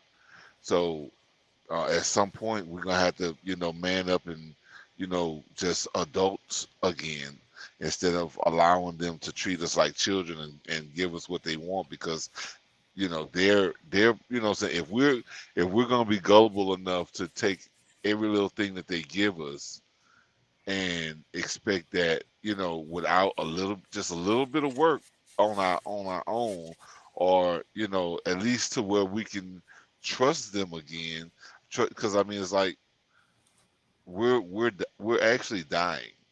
People would be living to 120 years old just on GP, just because we actually do a little bit of research ourselves. So All of my I think in emergency situations, maybe we use some of this stuff, but overall, just the idea that, okay, you know what, I'm gonna do stupid shit every day. I'm gonna eat the dumb, crazy foods, and then when I'm sick, now, I'm gonna try to do something to bring myself back to life instead of doing smart shit all the time, to where my risk level is way so low that and I live a different lifestyle, to where all these things, me getting sick is just doesn't happen. To your point, my grandparents on both sides both lived like well into their 90s, like and I remember as a kid, they eat tubs of lard, thick cut bacon, pork chops all the time. Well, but it also wasn't as prevalent with at the because I know that's a shit. I remember I was just reminiscing with my mom like a week or so ago about how when I was a kid, and we used to show up at my grandmother's house and they had the bacon with the rind on it. Like I grew up with certain things that like now I totally against, or don't even fool with no more. But at the same time, like, okay, this is something that they were doing, and they lived okay, I can't really say like my grandmother lived to I think in her mid 80s, but still it's like there's people dying at 50, you know what I'm saying, like because of the food and the drugs and the shit that we trust and believe in. And I don't think that we're gonna sustain if we're gonna continue doing the same thing, because I mean, shoot, at this point in time, a lot of people will be happy to live to 80, because I mean, you're just seeing people dropping dead, or having issues that they can't really figure out, and don't realize is that your food is your medicine. Like the things that you do day to day is, pretty much, your medicine. So if you're gonna eat some messed up stuff, you're pretty much poisoning yourself, or you're gonna end up feeding yourself something that's gonna prolong your life. And that's just the thing that we have to kind of look at. It's Yeah, just, they came out and showed that the life expectancy went down a number of years recently. Last year, I want to say they came out with that. well, yeah, no, it's continuing to go that way because, there's a system that's a short-lived system that people have just totally, given into because, we trust people who live on greed, and a lot of them, like if you really look at what some of these doctors tell you and what the doctors actually do, you would be like, and that's the thing. Like, I mean, some of these people, you need to question. Okay, so like what, or even just have a more of a bigger conversation. It's like, okay, so why is this, good? Why are you sitting there in the doctor's office and they're prescribing certain things? Wait a minute, oh, what is that again? And type it into your phone. And why you? It's like, okay, so this, and this. Like, that don't even sound like it's good for you. And have a more of a serious conversation. They're gonna be like, okay, well, I mean, yeah, there's other solutions, but bro, I'm just saying, like, we just gotta be way more mature than we've been. Take some personal responsibility for your situation. Yeah. Let me read some comments underneath this one. Hold on, let me make sure I didn't skip any. It says, I've been learning about psychedelic research in college and it is promising. But remember, these are controlled doses under medical supervision coupled with therapy. Don't expect to get high on mushrooms and all your problems will be solved. I'm just saying this for the people who will inevitably claim this as an excuse to get high. Another comment says, I microdosed for a year and it did more for me than any medication with side effects. Hold on. I still suffered from and left me disabled and told me more about my condition and how to overcome it than any doctor, and made me feel like I'm able to overcome despite doctors telling me I'm going to be suffering and on medication for the rest of my life. Yes, a mushroom is smarter than a doctor. You say yes, a mushroom is smarter than a doctor. That's what he said. Well, I mean, and I think if you really, because that's the thing about, because I really agree with that those therapies can be good. I just, like I said, I think that you just need to be able to keep it at a natural form, and shoot, maybe getting high is not as bad as people might think, but don't go just like still overboard. Use it responsibly. Yeah, like maybe all things in moderation. Use it. But I'm saying using a spiritual someone to help guide you. Shamans. Yeah, they have these shamans that like that's kind of what they do to help people get rid of some of these issues that they've been having for so long.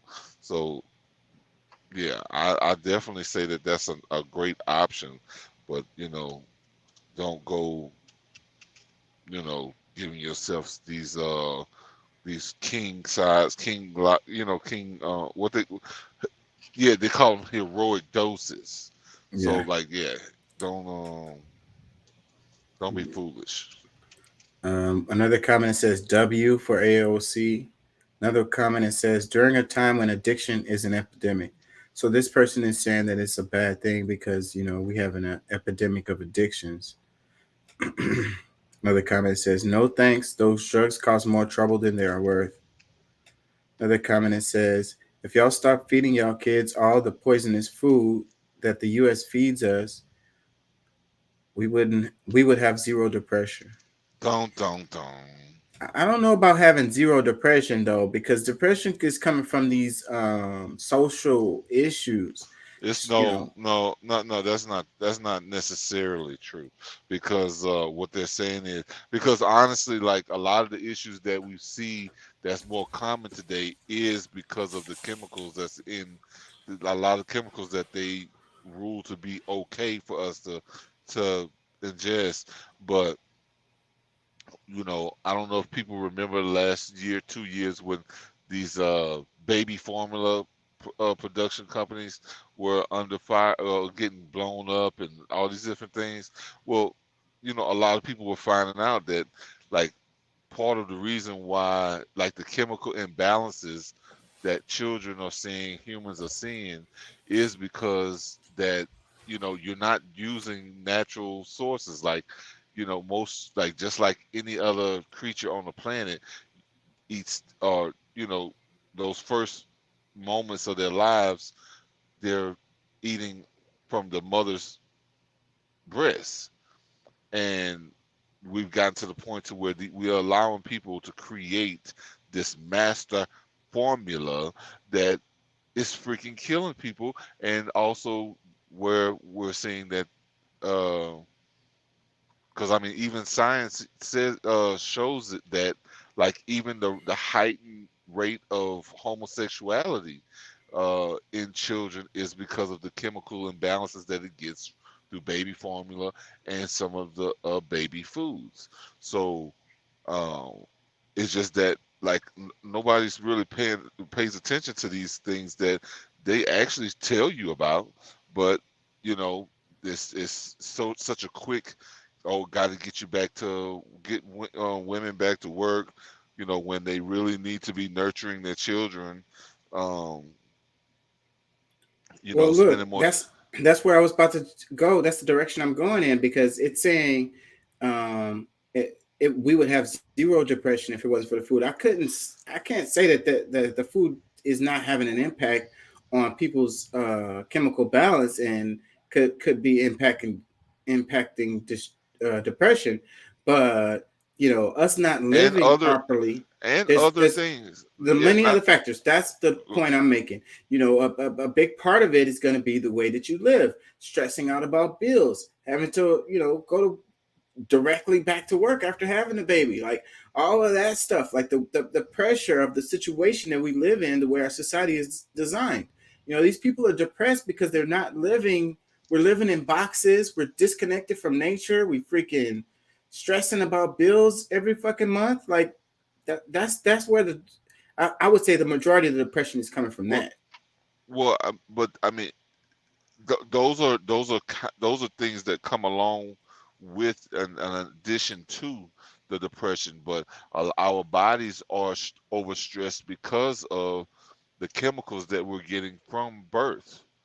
You know what I'm saying? Like, that's where it's beginning. And like, when I hear people asking, okay, well, how is it that it's natural for someone to be straight, but it's not natural to be gay? I'm like, well, it's not necessarily natural, but it has become common that it can go either way because of those imbalances. When you're a child, the mother can eat certain foods that is more conducive to a female child, and other things that a mother can eat that is more conducive to a male child while she's growing. So that's why, like, there are things that, like, when you know what the gender of the child is early, you can do things that will actually promote a healthier boy or a girl. And those things tend to be different because, like I said, one is has a chemical makeup that is, either you know what you call testosterone, and one that is leads closer to the what's the one, the girls, the Yeah, but I just feel like if you gave the kids all natural foods, and if you completely fixed the food situation, and society was still structured the way it is today, I think you would still have huge amounts of people depressed. well, I mean, I think that because, like, it's all combined. Like, I mean, I'm not gonna take away from one to say that to make it another, because all of those things are combined. But because I mean, if you really think about it, you know, the microwave society, because we can still give our children peas and carrots and this, that, and the other, but you know, we're missing a one step just so that we can go buy some freaking Gerber or whatever. We can just throw it in the blender and chop it up and give them the natural stuff that we would, you know, maybe eat ourselves, but we're still eating processed food as adults when we getting stuff out of a can, or you know, like these things, you know, with the preservatives that's, you know, has different effects on our bodies that we don't really realize. So like that's one of the reasons why like our grandparents, our great grandparents lived longer, was because they were actually go to, you know, walk outside and grab a veggie or fruit off the tree and eating it off the tree instead of something that has gone down the conveyor belt. Yeah, I agree with that. Let me read another comment. It says, while agree that these treatments can be beneficial, why is she focusing on something that she knows will not be taken seriously at the level she's trying to push it, instead of focusing on universal health care and other issues that she ran on that helped her get elected? I'm gonna tell you, I mean, it's politics, and they do this thing. Like, just think about a couple of years ago when we were looking at the whole marijuana. You know, it's like, oh wow, it's about time they start looking at the marijuana, because it can be treatable. You know, it's like the cannabinoids, the this and that. You know, having these different discussions, but we're still seeing where they're overreaching, and like these marijuana is now a GMO, because it's got, you know, like they're still doing things to it to make it, like, you know, it's not naturally, the THC is not at natural levels. So now you got people who are, you know, more feminine because of all of the THC that they induce. Like, and bro, the science tells us that those high levels messes with especially boys, and then to be even more specific, black boys. So I think that we really have to like really wake up, and you know, we can't just accept everything that people are giving us just because, you know, this is a new way to, you know, you know, say to grasp more people into a circle that is not going to be truly effective for us. You know what I'm saying? Like we go along with the fads, and we don't really realize like all of the things that they're doing to that, because it's just like I said, I I mean, agree. Let's play this. It said, Carlson, no Americans killed by Russia. Yeah, the marijuana is fucking people up. I might go into, I think I have a story on that, because the kids are getting fucked up. They're talking about hospitalizations. Let me move on though. It says Tucker Carlson, no Americans killed by Russia. Hundreds of thousands of killed by Mexico. But Mexico is our ally and Russia is our enemy. How does that work? Hundreds of thousands killed by Mexico, but Mexico's our ally and Russia's our enemy. How does that work? No Americans killed by Russia. Yep. Hundreds of thousands killed by Mexico, but Mexico's our ally and Russia's our enemy. How does that work? No. I think that's a fair question. I mean, we have to ask ourselves common sense questions. Like, that's the thing. Like, how you know, like, we are being affected by things, and because somebody says so, that's the narrative that we run with, and that's, you know, even some of us that are considered to be conscious, because we, you know, I imagine that, you know, sometimes, you know, when we don't have all of the info and we're just kind of just going along with certain things because, you know, maybe at some point it makes sense to us, but when you really get down to it and you really think about when you truly think about it, it's like, well, wait a minute, where's all the, you know, like the I guess the, you know, like some of these things that we agree with is like, but how, you know, where, is this happening? How much? You know, like let's really look at it, define, you know, look at it at a, you know, really close, because sometimes we've made a boogeyman when there's really not one. And then of course there's times where we maybe should look a little closer, because like some of the people that we say you know, we should be trusting, they intend to be, you know, maybe more of a threat than we've really considered. So I think it's really just like kind of the same thing we're saying about these other things. Like we really need to watch what we're doing, be more responsible, and ask these things, because they will use us against each other.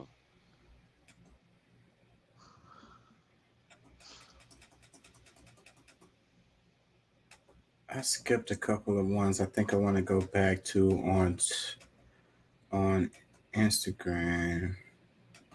Hold on. Let's see, which one do I want to do? I'm gonna just go through these. Let me go back to this.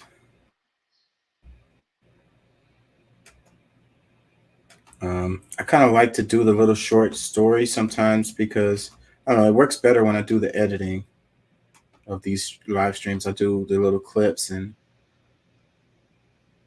let's play this one. Y'all see it? I'm not from here. I'm not from here. It's not me. I'm not from here. I'm not from here. It's not me. I'm not from here, bro. Oh my God. I'm not from here. Oh my goodness, it's not me. I'm not from here, sir. Can I get up? Damn, these niggas beat the fuck out of me. Hey, that shit regular in America. Hey, that shit regular in America. It's all good. I got it for the vlog, though. God damn. That's how y'all move out here, bro. Ay. Fuck. So it says how my Paris trip started versus how it ended. It says police in Paris used batons to assault an American tourist who caught it on video. Couple comments. It says bro could have been paralyzed and said, I got it for the vlog though. Man, this generation is cooked in an oven at its highest temperature. Yeah, man. Talking about going to Paris. I think I'll pass on a trip to Paris. Bro, if you a class, was that a you said that was a class? No, I'm saying I would pass on a trip to Paris. Oh, you pass. Okay. I'll pass. No, I definitely would. Well, really, honestly, like things are so crazy in the world right now that, you know, really politically, it's probably not a good idea. It's especially Americans going different places. But I mean, I think that's how naive things are, and some people, you know, want to be, you know, like some people just really gonna fuck up and find out. You know what I'm saying? Like you know, that I have, you know, my ex wants my son to go to these some different places, which, you know, I would love for that to be possible for him to go and visit different places. I'm like, a lot of these places, because she was talking about like China, you know, Japan, or, you know, like some places way over. I'm like, no, he's too free to realize, like, you know, like right now, he's 12. Like some of the places that he said he wants to go, you know, I don't think he really realizes what kind of lifestyle he would be in to go there and live and go to school and this, that, and the other. Like, I don't even think she realizes. Well, if he goes, like even send him to England and this, that, and the other, like, you know, because she was born in England. She's Nigerian, but she was born in England, in London. But however, it's like things that you thinking is just smooth and cool. It really ain't like that. The news is telling you something that you're not even really, you know, like it's a lot of political stuff going on, and you know, he gets there and it's just I don't know. I'm fearful of some of these things because you don't really know what you're dealing with till you get there, and you just gonna send them there, and I don't know. I think it would be cool to take the trips and maybe even spend some time there. But as far as like, I mean, as from a parent's point of view, I would have a problem with it being that I would be separated from my child, you know, over a long period of time. So that would be my argument. So, but I think it would be a good thing. I was to like, do, well, really. she's like, he's got family there. I got cousins. I was like, I get what you're saying about your cousins and stuff, but they don't love him the same way that you and I do. You know what I'm saying? And you know, not to say that, you know, they're gonna put him in harm's way, but if he goes there and he wants to do this, that, and the other, are they gonna be as vocal about how serious it is for him to get into certain things because they understand it from their point of view of how they live? Because you know, some of them understand it from a different viewpoint because of, you know, the things that they may have grown up understanding. But for the type of lifestyle that he lives here and thinking that he might be able to go there and live the same way or be the same way, I think he will come to a rude awakening. You know what I'm saying? So, but Kids are resilient, though. I think that they can make adjust. They'll adjust. Let's move on. Let me read this. It says Ron DeSantis has banned hundreds of books, so we're giving them out for free. So this is the thing that they're doing. It says we're going on the offensive and calling out Ron DeSantis' abuse of power and the surge of Republican book bans nationwide. As we highlighted how Republicans are restricting freedoms and censoring books across the U.S., our banned Book Mobile will distribute some of the most frequently banned books across the country as it makes its way through multiple states, including several communities that have been significantly impacted by authoritarian censorship and MAGA overreach. It says, here are the first 10 books we're purchasing and giving away in our banned Book Mobile. All of these books are banned in Florida, and 5 were among the top 10 most banned books nationwide in 2022. Can I make this bigger? I can't read these titles. Born on the Water, They Called Us Enemy, and Tango Makes 3, The Bluest Eye, Gender Queer, The Hill We Climb, I Am Jazz, I can't read that one, Mouse, and Out of Darkness. Those are the titles of some of the books that have been banned. So it says, look for our banned Book Mobile all summer long. I wonder if you can order them online through this kind of program. So or you just have to find the truck that's giving away the books. Like, that sounds pretty limited. Oh, we lost. Caption, it says, our banned Book Mobile is hitting the road this summer. We'll be stopping in multiple states and giving away some of the most banned books in the country at every stop. Learn more and get involved in bannedbookmobile.com. Yeah, I don't know how impactful that's going to be. Well, I mean, because it's really if it's banned, then like how is it available? Because that's the part that I think most Americans misunderstand is that these books are not like banned like truly nationally. It's being banned on certain levels. Like certain schools are not getting certain books because you know they like he can only go so far, or governors and politicians can only go so far, because on a private level you can't stop these people from selling the book, but they can stop it from going into the school. So yeah, the books are available. And that's what I've been screaming the whole time. It's like, if these are books you really want your kids to get off your ass and get, find the book so your child can have it. But don't force everybody to have to, or the even like other taxpayers to buy these books for schools where it's a controversial thing. Like let's try to be, cordial with each other. And if, like I said, if you're one of those parents that think that you want your kid to read these sex novels or these these controversial books, go buy it for them. Okay, let's move on. This one, it says a New York architect charged with murder in Long Island killings. New York architect charged with murder in Long Island serial killings. Rex Heuermann was taken into custody for some of the Gilgo Beach murders, an unsolved case tied to at least 10 sets of human remains discovered since 2010 in a suburban Long Island. It says burner phones, pizza crust, DNA recovered from camouflage burlap. Investigators have revealed how they built a case against the suspect charged in the notorious cold case known as the Gilgo Beach murders.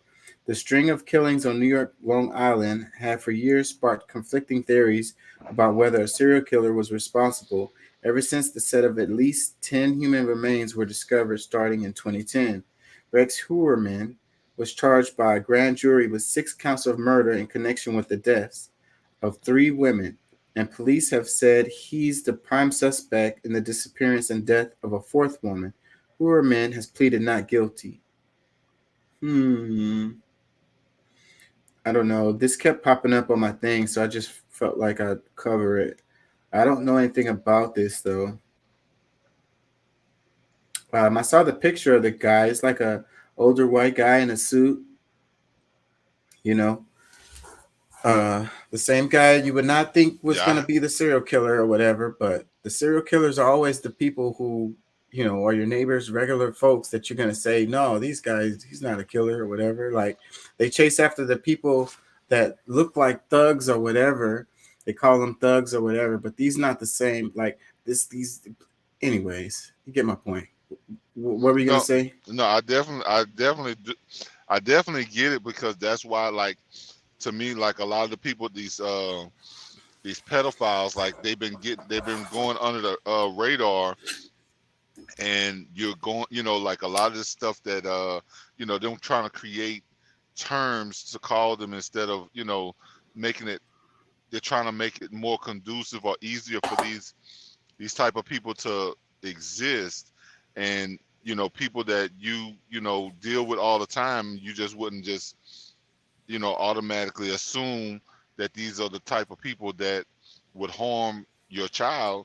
But if you're not really paying attention, before you know it, this person he's got a new victim, because he does look like you and me, and like he has learned to fit into society to somewhat seem a little, whatever you want to call, normal. But these are the things that we got to look out for, and stop thinking that, oh, well, this is it's no big deal. That's not really happening. No, like, you really need to read some of these bills, because some of these things are saying, hey, Child Protection Act, aren't necessarily to protect the child. It's more so to protect the adults, but that's one of the slick ways they use to try to get people used to it, or to, say, oh, it's a child protection. Like, if you don't know the bill, you may be agreeing with something that might actually be harmful to your child. And that's where we gotta, like, that's where we've been getting tricked at for a long time. And let me read this comment. It says, I have followed this case through many shows for years. Was always crazy no one was caught sooner. Such good news finally, and goes to show you even serial killers look clean-cut professional humans. You can't trust anyone. See, and that's the reason why they get away with it and they don't get caught, because it's the person you're like, oh, I'm not even going to investigate that guy. He's not the one. Yeah, you can't look at people. It's like what they say, you can't judge a book by its cover. Let me read this one. It says, HBO Max actually has the documentary. Unfortunately, Shannon's mom was killed by her daughter and isn't allowed to see her daughter's killer today. It says, it amazes me that this isn't a bigger story. It says, there is a movie about this story available on Netflix.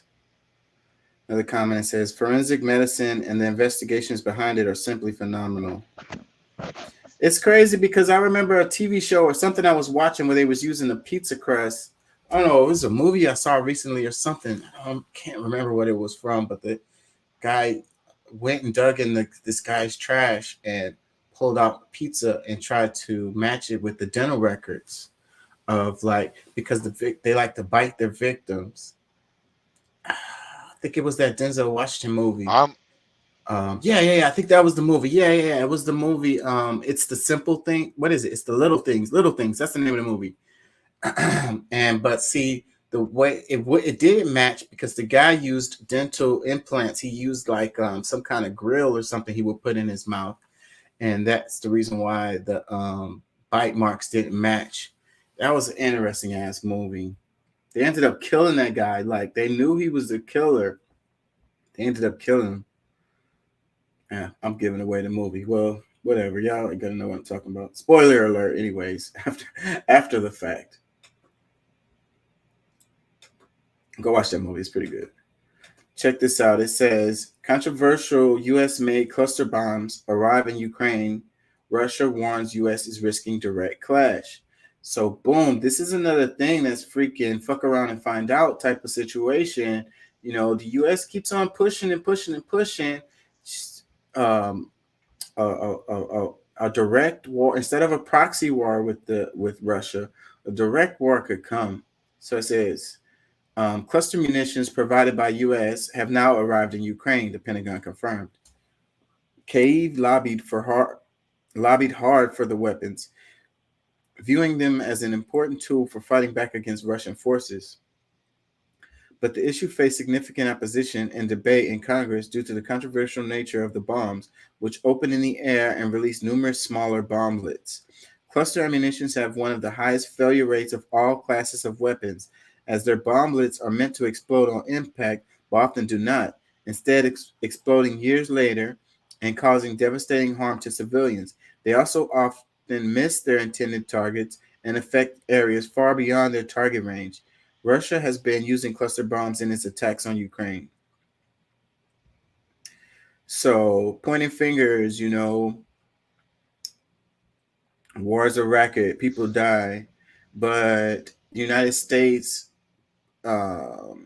getting involved in this could lead to Russia feeling like they need to directly, you know, confront the United States. This could be the direction we're going in, and these weapons right here could be, you know, leading down that road. Let me read some comments. It says, we stand with Ukraine. Another comment, it says, Russia can't even beat Ukraine and you want to threaten the U.S.? Good luck, LOL. Whatever, y'all. Y'all keep drinking the Kool-Aid. Let me read another comment. It says, nice to know the U.S. is blowing up more civilians to cope with the loss of civilians. Go figure. Another comment, it says, Russia trying to scare anyone after it couldn't even hold the country next door, LOL. With the help of all the U.S. and NATO. LOL, Biden about to start World War III. Yeah. That shit is pretty scary. Y'all want to talk how y'all want to talk. Y'all don't really want it. We don't want it. We don't want a full-scale war with Russia. We do not want that. Nobody wants that. Stop talking like that. You guys are crazy. No, we don't want it. People will die. Civilians will die. Cities will be destroyed. Whoever wins, the people will lose. Let me read this. It's kind of related. It says, breaking. House has passed. Is this trillion? 886. That's billion. Defense bill. A 28 billion increase from last year. It includes previous provisions to restrict access to abortions and transgender care for military members. What an absolute disgrace. So it says the House passed this huge bill for defense is $28 billion increase from last year. It includes provisions to restrict access to abortions and transgender care for military members. So people in the military, how does that work? So they would use, it says it restricts access to abortions and transgender care for military members. So if you're in the military, you wouldn't be able to get an abortion and you wouldn't be able to get any transgender care. So what, do people go into the military to get it so that they can have an abortion so they can? I don't get that, you know. That don't really make sense to me. What do I know? Comment, it says it will never pass in the Senate. Shame on the GOP and 4 Dems who voted for it. Another comment, it says every female military member should get pregnant. See how they like it when they are all moms that stop re-upping and stay home. Another comment, it says this Pentagon increase alone could more than feed every single public school child breakfast and lunch. Yeah, America, wake the F up. Another comment, it says, with solely the increase to the defense budget over the last 20 years, we could have ended homelessness in America and or implemented Bernie Sanders' free college plan. Budgets are moral documents. You know, it's like, you know, this defense bill and $28 billion increase from last year. Like, where is the threat? What is the threat? Why do we spend so much in defense? Why is it? Why do we spend so much in defense? Like, where is the threat? You know, are we under fire from countries around the world? Like, what do we need this for? What do we need all this money for? What?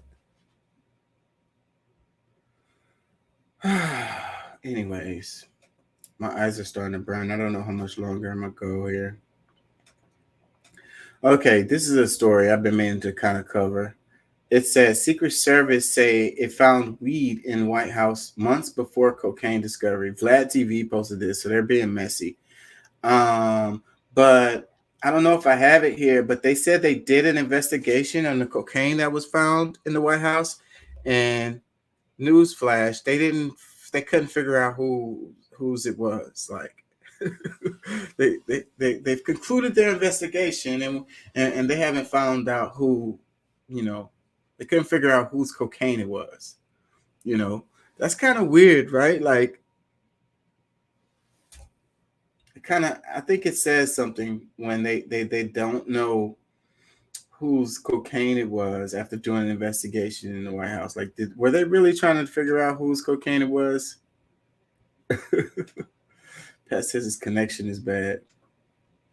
I think they already knew who it was from Jump Street, and they didn't have any real intention of figuring out who's it, you know, like letting it come out whose it was. Let's read some comments. It says, what's next? A Glock 9 with a switch? Another comment that says, lock the whole White House up, because in the hood they find some shit nobody say it's mine. Everybody go to jail. This is some BS. Another comment says, damn, they partying hard at the White House.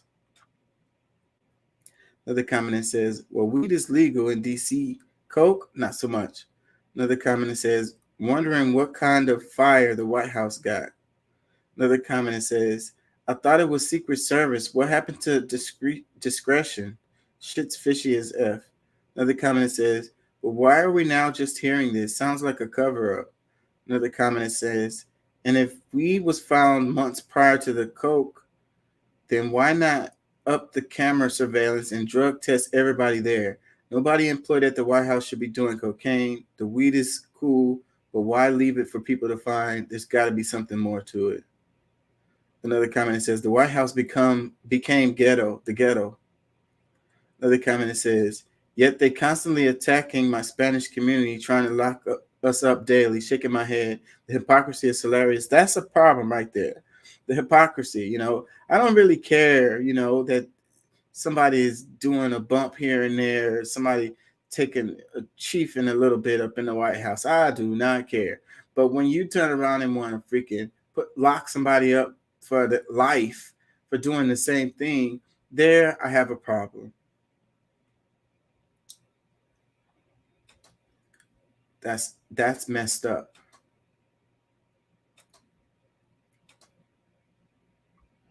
My eyes are burning. I don't know how much longer I'm going. It says labor unions have been winning the public opinion war on social media, but with the SAG news, studios will start pushing back hard on different platforms, their news networks. Be prepared for CNN, MSNBC, and others to be used as bullhorns against the labor movement. I bet that's true. It says, I saw this with the George Floyd marches. News outlets would portray disobedient rallies and people when TikTok, Twitter, and IG showed on the ground evidence of peaceful rallies with out-of-state racists coming in to ruin that image. News outlets never corrected their coverage. Shady, shady, shady. You know, if it bleeds, it leads. The peaceful protests don't freaking get clicks. It says conflicts drive the news. Just what I'm saying. Conflict drives the news. So studios will use them to divide and pull middle America and government officials to their side.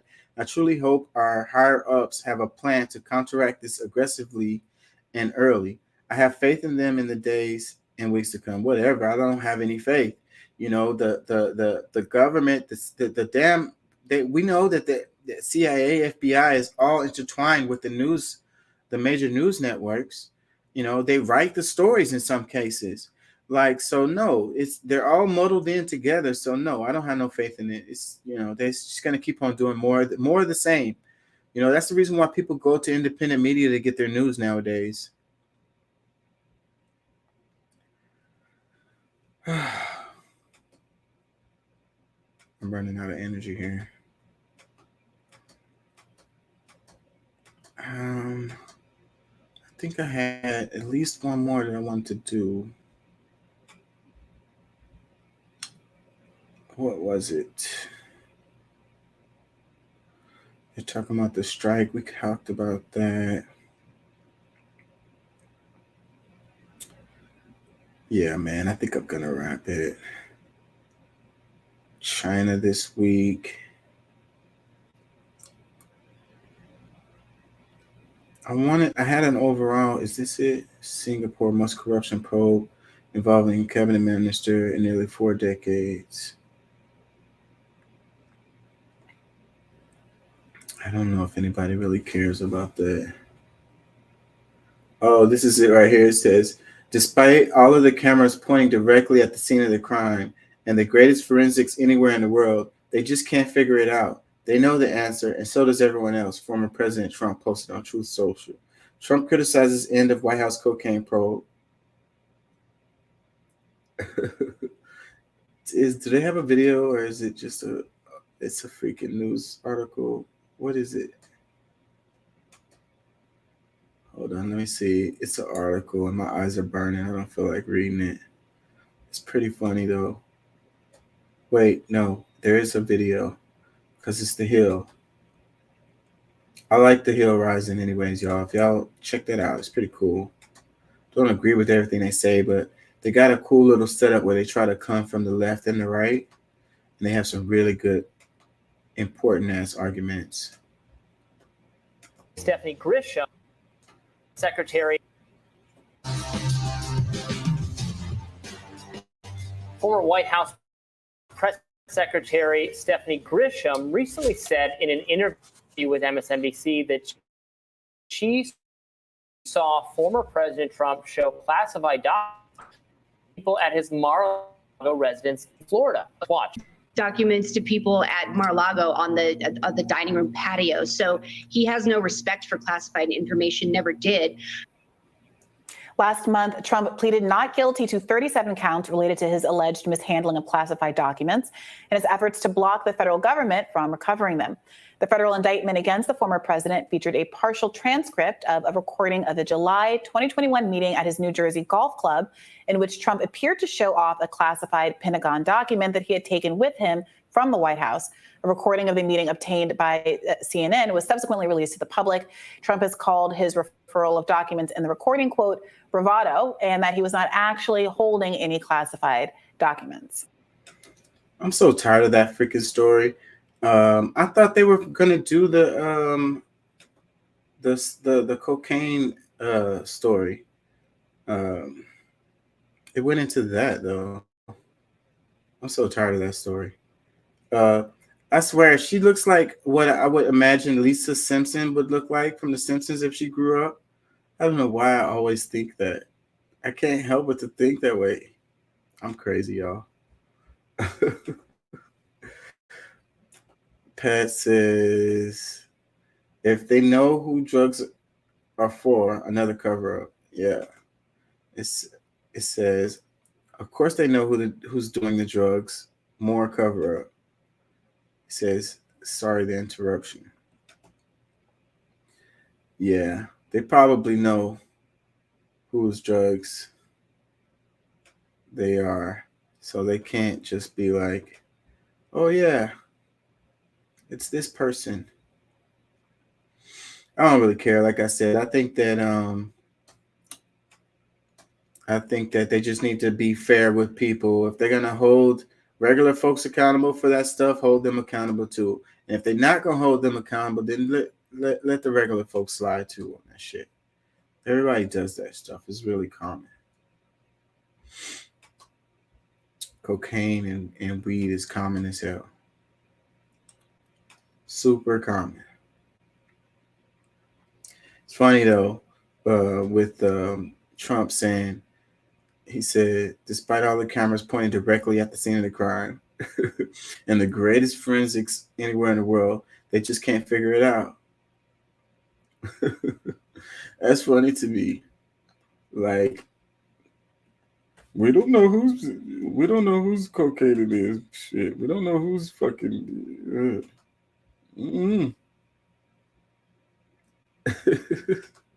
We did an investigation and we just couldn't figure out, we couldn't figure out whose it was. So case closed. Let's move on. Moving on. Let's talk about something else. My screen is going slow. It says, look at all the money that Trump's Pat says. My screen is going so slow. Look at all the money that gets spent on Trump's indictments and how much they spend on any Biden connection crimes. One thing I did want to mention, because I saw a news story where they were talking about how they said if you wanted to blame Biden for the inflation, then you have to congratulate him for it coming down. And what I was thinking about with that is that I wouldn't give it. That's giving Biden too much credit on both ends of that. And a lot of times these presidents or whatever, they take credit for stuff that they didn't have any impact on. Like their policies had zero impact on it, because like COVID happened and a lot of people were out of work as a result of it. And then you had the pinch on people, and after COVID was over, then the jobs increased because people went back to work as a result of them not being in work during COVID. Like, it have nothing to do with any policies that they freaking put there. Same thing with the inflation. Like, the inflation happened as a result of COVID and price gouging and other factors, but it didn't have to do with policies. And with inflation going down, like, I don't give them credit for that. If you do want to give anybody credit, then give it to the Fed for raising the interest rates, which I don't like that either. I don't like that tactic that they use to make it harder to buy things, and that's what bringing the inflation down. Like, I mean, I get it how they explain it, but I don't like that move. Like, I think that at the end of the day, it's really just squeezing ordinary average folks. And that's the real point of it.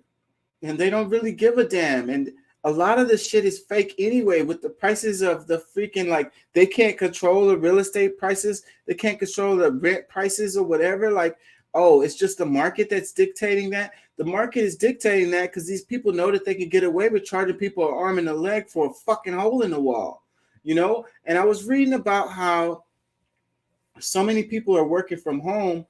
A lot of people do not want to come back to work, and it's causing a real problem related to these office buildings that they have. So they paying these leases on these buildings that they're not even using, and it's having a downward pressure on prices related to those buildings. And they're going to have to find something to do with those buildings because those people are going to have to sell those buildings off because they wasted money by paying for them every day, and they're empty.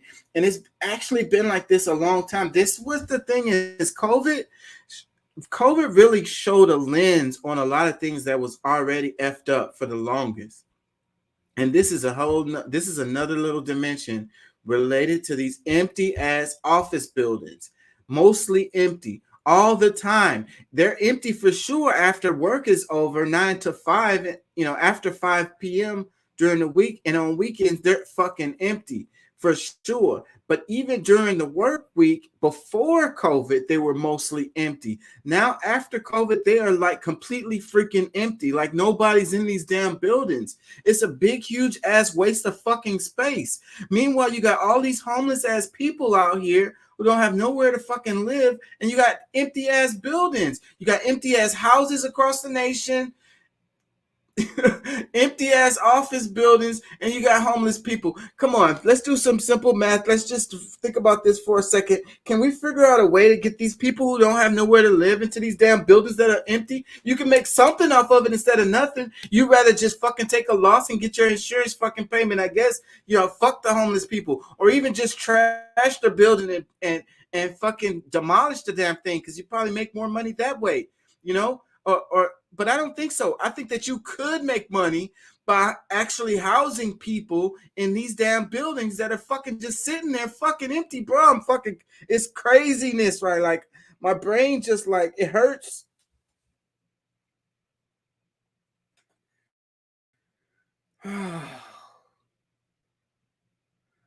Pat says, not allowing U.S. produce fuel is the biggest contribution to inflation.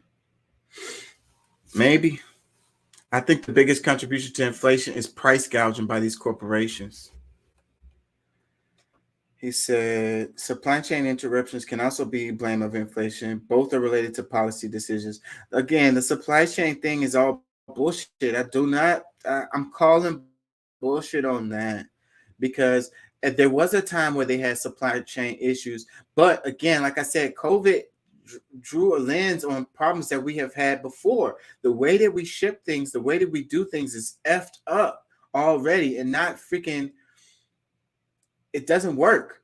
And so that's the issue, really, the way we do the things, and that's what we need to adjust, how we do these things, how we ship these things. Why are we freaking eating fruit from the other side of the world? Just like a lot of stuff that just don't really make sense, These big, huge ass shipping containers, the way we do it is just super, like, it doesn't really work, It appears to work, but it's so many flaws in it. And so they were having supply chain issues before COVID. COVID just exacerbated it. But as far as that driving inflation, I'm calling bullshit on that. I really am. I think that's an excuse. And that's just what they want to use to be able to say so that they can raise the prices, so that they can make more profit. Because if they really was having supply chain issues, then it would affect their bottom line. But they're having record profits and have been having record profits since the beginning of freaking COVID. So no, bullshit. I'm calling bullshit on that. Oh, man. I think that's it because I'm freaking tired. My eyes are burning. I ain't get much sleep the last 2 days, and I have to work in the morning. So I need to try to sleep. It's going to be a real struggle. Hopefully this show freaking made me tired enough to go to sleep. Let's just do this really quickly. In total fines on two. There are 3 things you may have missed in China this week. Authorities imposed more than $1 billion in total fines on 2 tech giants Ant Group and Tencent Holdings. Investors cheered the move, which was seen as an end to a painful years-long crackdown on the sector that wiped out billions in market value. China is sliding to the brink of deflation as prices for consumer goods stagnated in June, hitting its weakest level in nearly 2.5 years. That's adding urgency to calls for more stimulus beyond the small steps already taken to support the property sector. Banks face rising scrutiny as authorities ask them to support the embattled real estate sector with debt relief measures. A bearish report on the nation's banking industry from Goldman Sachs drew an unusually public backlash as officials tried to counter the negative sentiment about the economy and markets. There are 3 things you may have missed in China this week. Authorities. So deflation is bad. Let me understand deflation being bad. So if the people have to pay less for consumer goods, so what, the companies aren't making enough money? Is that what makes it bad? You know, I don't really get that right there, because I totally understand inflation being bad. That affects the bottom line, my bottom line. But I guess deflation is bad because it affects the bottom line of the people whose products and services. I don't really get that. I don't really get that. Is that why they be burning freaking products? That, you know, it's the scarcity that causes things to cost, you know. So when you have an abundance of it, then the price goes down. But, you know, I think that'll naturally level out once you've sold all the stuff, or it goes bad or whatever. So maybe that's the problem with it. It goes bad, you know, so it just becomes loss. You don't get to make any money off of it. I don't really get that. As is Warren, it is a high-level case. It is rare in a country with no tolerance whatsoever for corruption, and where top officials are paid top corruption. Now, is Warren has since been suspended from his duties. We know that hotel billionaire Ong Beng Seng is assisting in the probe. Ong is the man behind Singapore's F1, a night race that debuted back in 2008. He's also behind top hotels in Singapore, like the Four Seasons chain. He and his wife, Christina, among the top 50 richest in the country. Now, for Singapore, the case is about optics for a country which is ranked among the least corrupt in the world. And it comes as the country prepares for a general election, which has to be held by 2025. Ministers' salaries has often been a hot button issue. That, coupled with rising housing prices, you've got to wonder how it might shape the minds of the voters. In recent years, the ruling party has seen its share of the vote falling to about 60% from 70% in 2015.